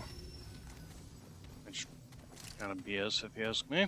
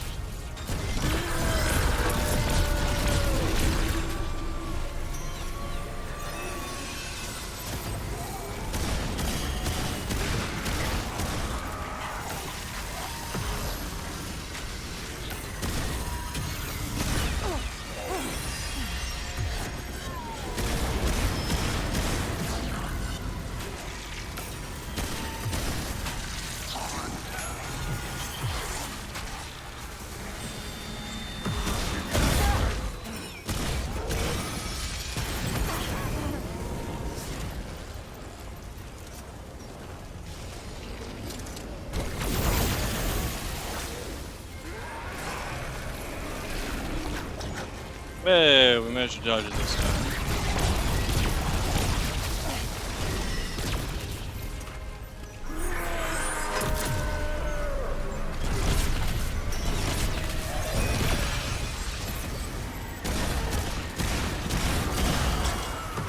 Oh god, you have to dodge that thing multiple times, huh?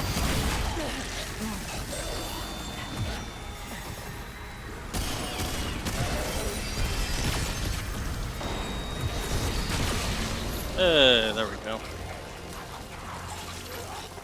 Well, at least that's over. This is why I haven't completed a veteran hardcore mode. That would be the biggest frustration in my life.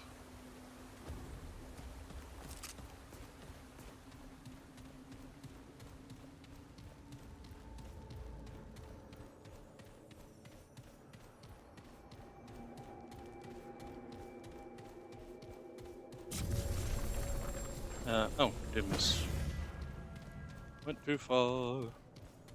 Okay, and besides, we don't actually want to go. We don't want to leave the place yet, so let's go ahead and head.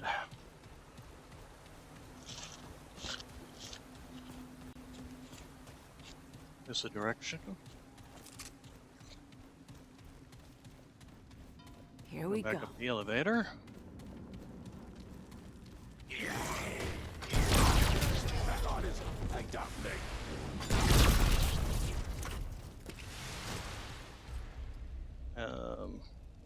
I'll go this way.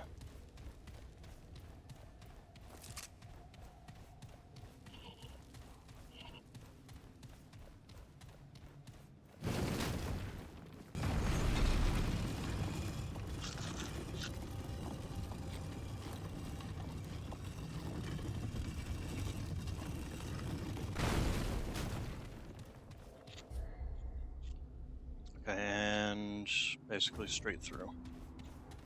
Probably actually would have been better if I'd just left the thing and come back in through the front entry. Oh well, too late now.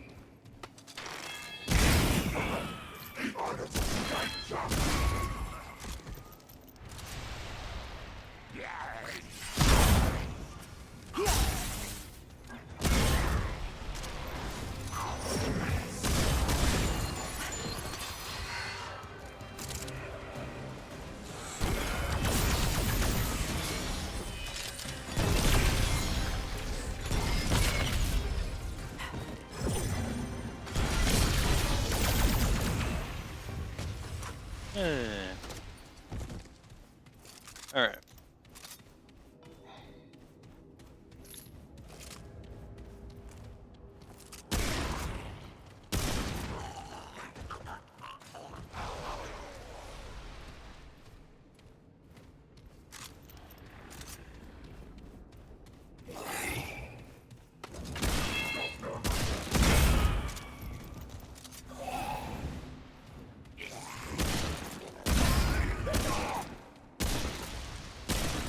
What the?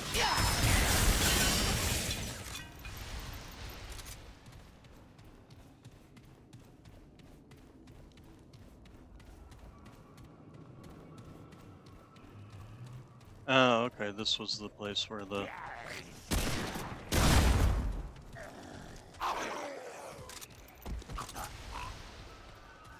It was just over in this corner. I just didn't walk into it.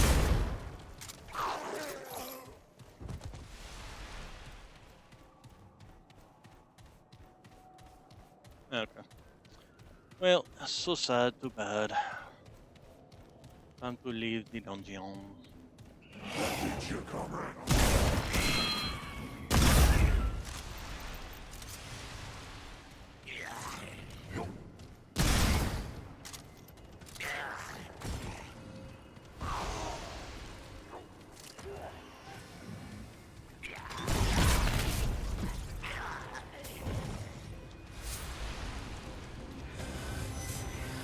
Another one of you?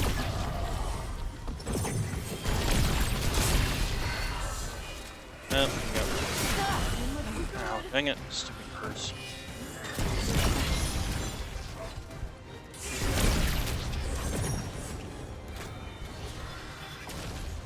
Yeah, I don't need to stick around and fight you guys. Although you will give me something if you stick around for it.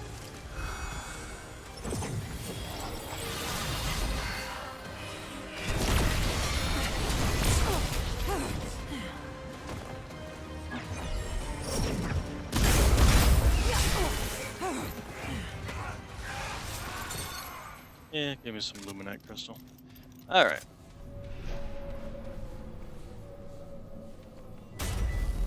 Did I totally skip over the 4 o'clock?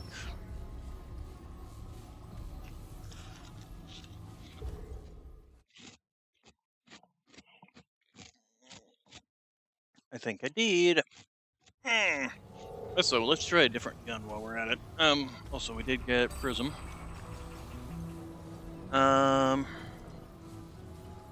Let's go with explosive damage.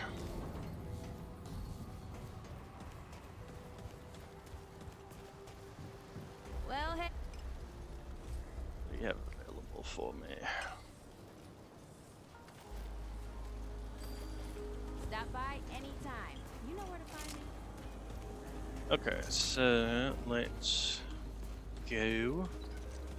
First off, let's take a look and see what weapons we might want to. The Nightfall is not a terrible one to level up.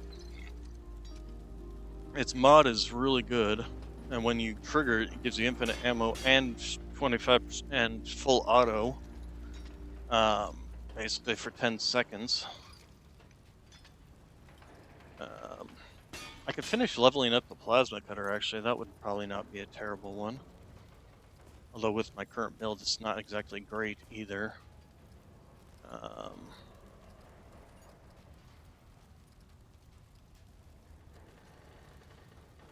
Trinity crossbow was...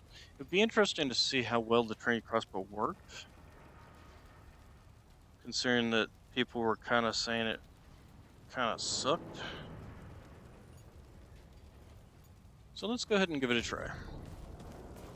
Form my own opinions here. They're just saying the Wrangler sucked too, and I like the Wranglers, so. Okay, so where's the Trinity crossbow? There you are. There should be a thing you level up to level 20.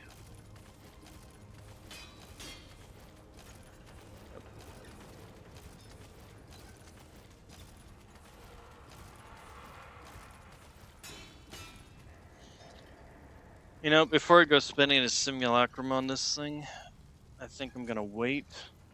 It's only a difference of, what, 5 damage? You know where to find me. Try it out first, and that way, if I don't like it, I haven't wasted anything more than materials I can easily get. Let's go ahead and slap the firestorm on you, and slap the detonator on you. Now we do have to remember that the very first shot of this thing does not trigger a detonator.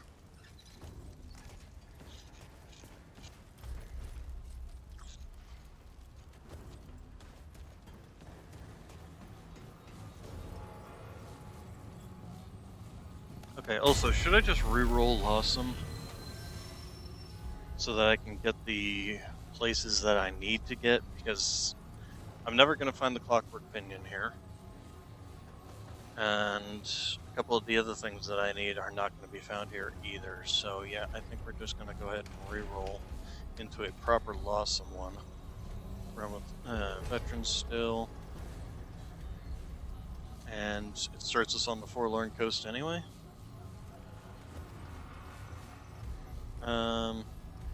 Let's re-roll that again. Sorry, it's in the palace courtyard, but I'm pretty sure that included in this particular version of the map is what I'm looking for. So.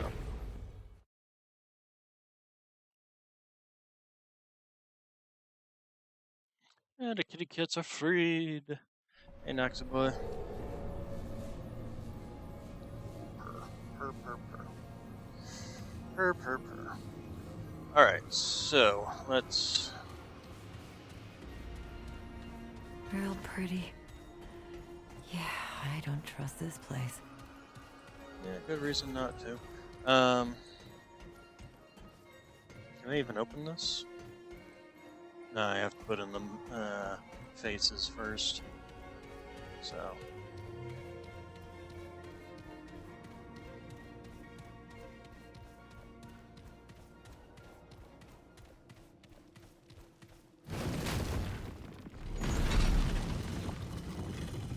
Purr, purr, purr.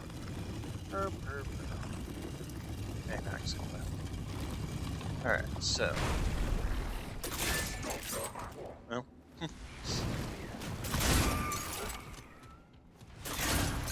I don't know why people were poo-pooing on this. Seems to be kind of one-shotting all these guys, although, again, this is veteran. You know, the tier list is probably when people are using it in apocalyptic. And in that case, it's entirely possible that it is kind of crap. Simply based on the fact that it just can't do well because of the... What? Hello. Hello, Mr. Knox. You gonna come up here and block the camera? Gonna come up here and block the camera? Of course you are. Of course you are. Oh, purr. Oh, purr, purr, purr. Oh, purr, drool, purr. You are, however, crushing my stomach. Just saying, you know, not the most comfortable sensation.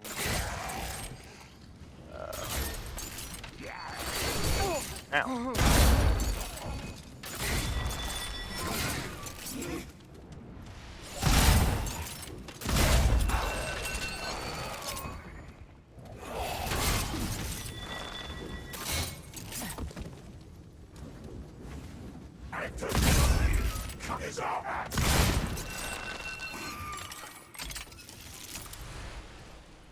Alright.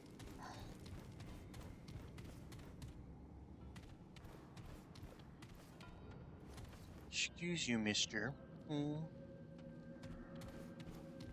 Is there something I can help you with?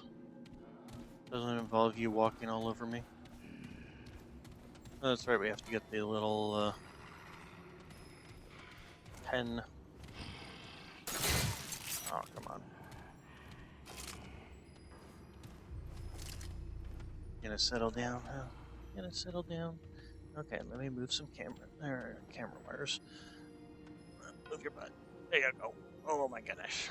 Thump, thump, thump. Oh my goodness, you're such a twerp.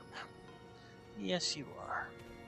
Yes, you are. Alright, so let's go whichever way we can go. There we go.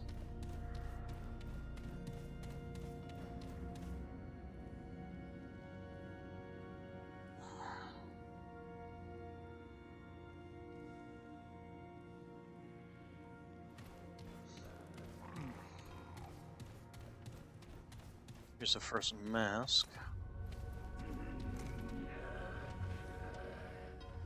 And get your attention, or...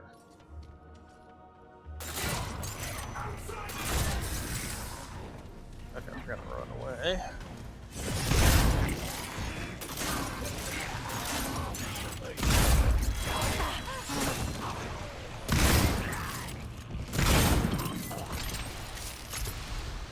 I mean, the weapon seems to be working perfectly fine, but again, I am playing on Veteran, which is essentially the normal in this game. Alright, so, got ourselves a mask. Is my arm taste good or something, you weirdo?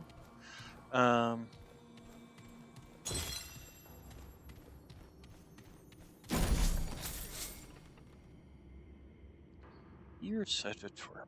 Yes, you are. I know nobody's paid any attention to you all day long. You've been locked up in that room while we've had this stuff going on. Yes, I know it's terrible. And now that you're free, you're like, please pay attention to me. Oh my goodness, huh? Yes, oh my goodness, huh? Yes, sweet up our baby boy. Oof.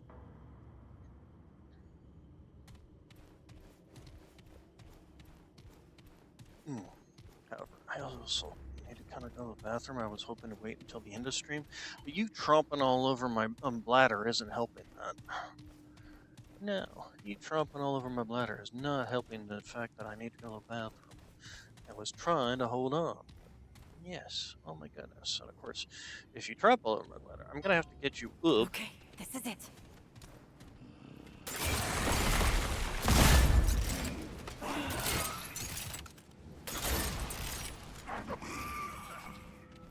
I suppose having your shots, in terms of the difference between the crossbow and this gun, I would take the crossbow, simply because all of your damage is spread out across 3 different bolts. So if some of them miss, you're not exactly doing the most amount of damage. On the other hand, if you were to take into account the crossbow, if you miss with a single bolt, then 100% of your damage is missing, versus with this bow, if 2 shots miss, you've only missed 66%. If 1 shot misses, you've only missed 33% of your damage, etc., etc., etc.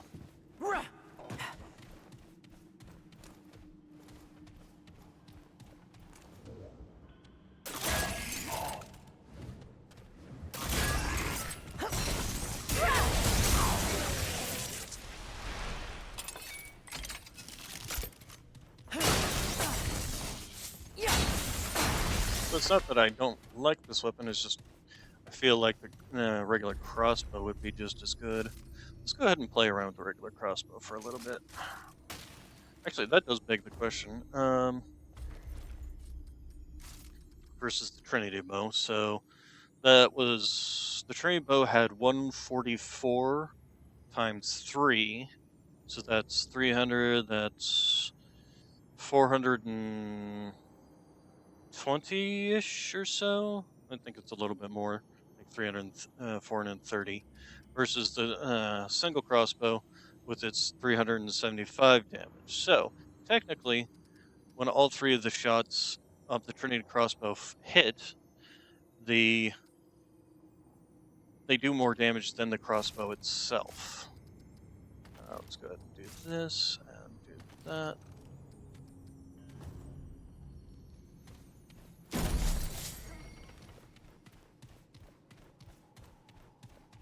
So that is something to take into consideration.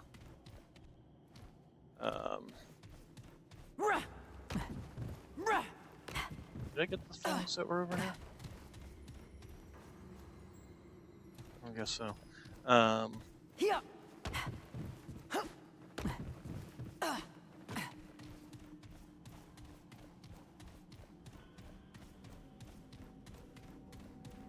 Okay, so...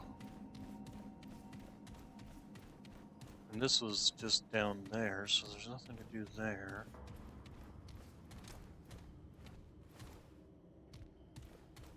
So where the heck do I go? Maybe... Oh, okay, I came up through that door there, so I can go out through this door here.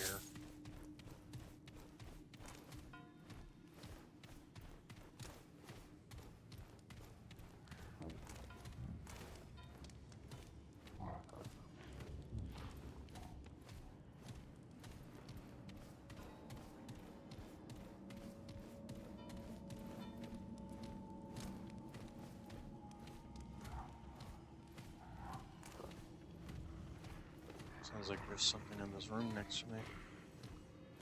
Some of those guards, or are they below me? They're below me, aren't they?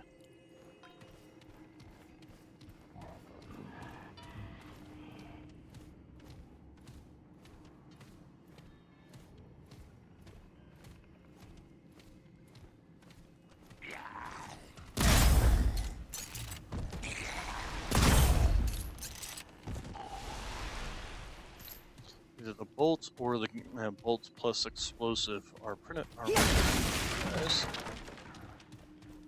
All right, let's do this. That is a boss.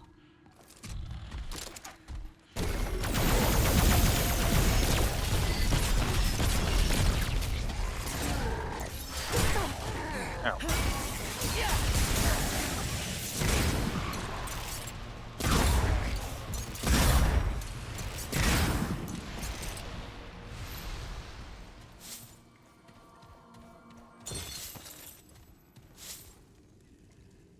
And let's see, so I have 31 shots with the bow versus with the other weapon. It's 24 plus 80, 96, I think.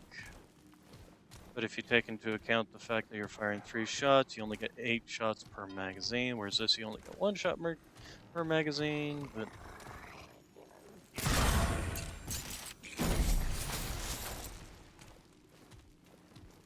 It's kind of hard to say which would be the superior option here. I mean, as long as you're hitting your shots, I feel like the crossbow's kind of the better option. Because it does mean that less chance of one of the shots missing because of the recoil of the gun as it fires. Ah, here's the person that we need to talk to. Greetings.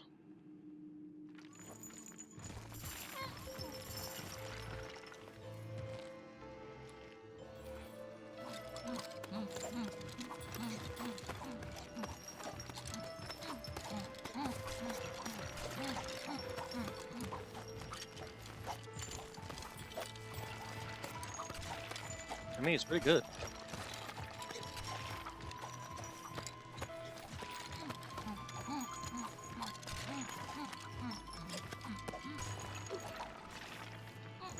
Ta-da!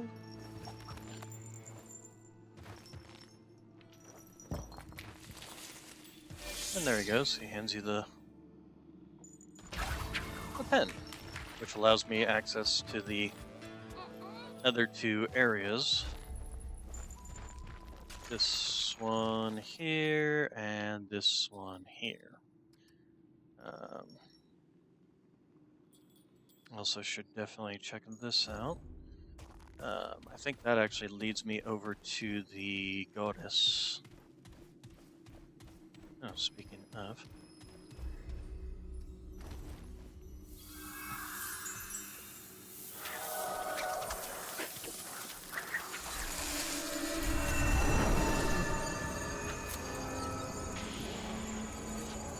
Before I go running through there, though, I want to go down that elevator, or up the elevator, rather.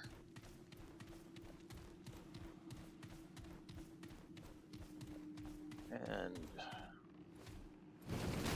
yes, right here.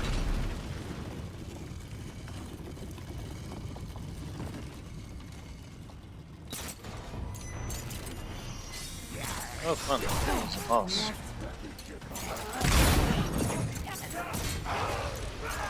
Death right as he teleported over.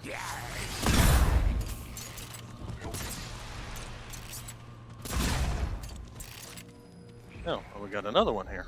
Boy, we got these all over the place, don't we?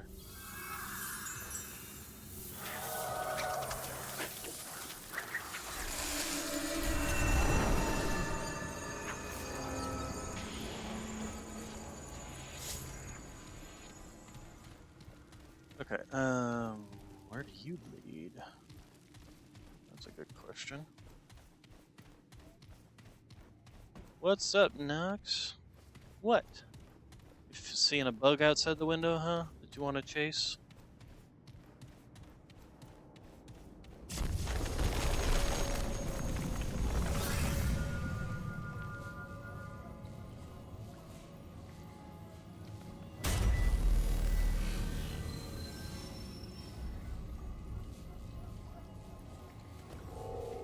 Okay, we're gonna go down to talk to the goddess.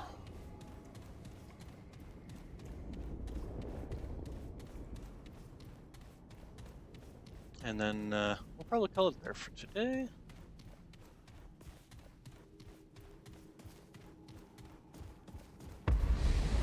Love the decor. I would totally just sit at my bed right here. Just be like, I'm gonna sleep in this for all eternity, because holy crap, that's awesome. How intriguing. It would seem this twisted world is not yet depleted of surprises. I greet you, then, and welcome you to the realm of the Fae, or what so remains. I am Numue, artisan, seer, goddess of the Fae, and counselor to the one true king. Or so I was.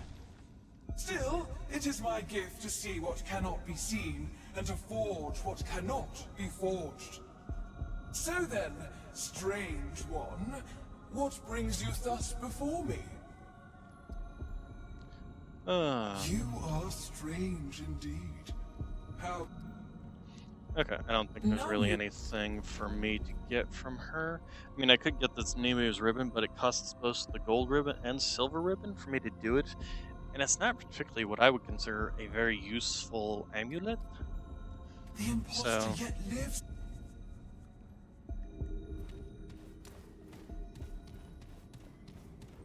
So yeah, we'll go ahead and head on back to Ward 13 and call it there for today, I think.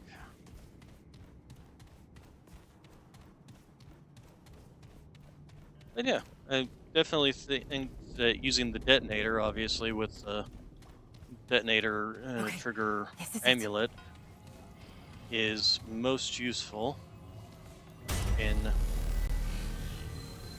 getting getting dots on enemies, as long as they're not in water, and can allow you to turn any weapon into a fire dot weapon. So, you all have good day, good evening, good night, and I will see you all tomorrow. I don't know if we're going to pick up on this or do something else. We'll see how I'm feeling tomorrow. So, You all have good day, good evening, good night, and thank you all for coming.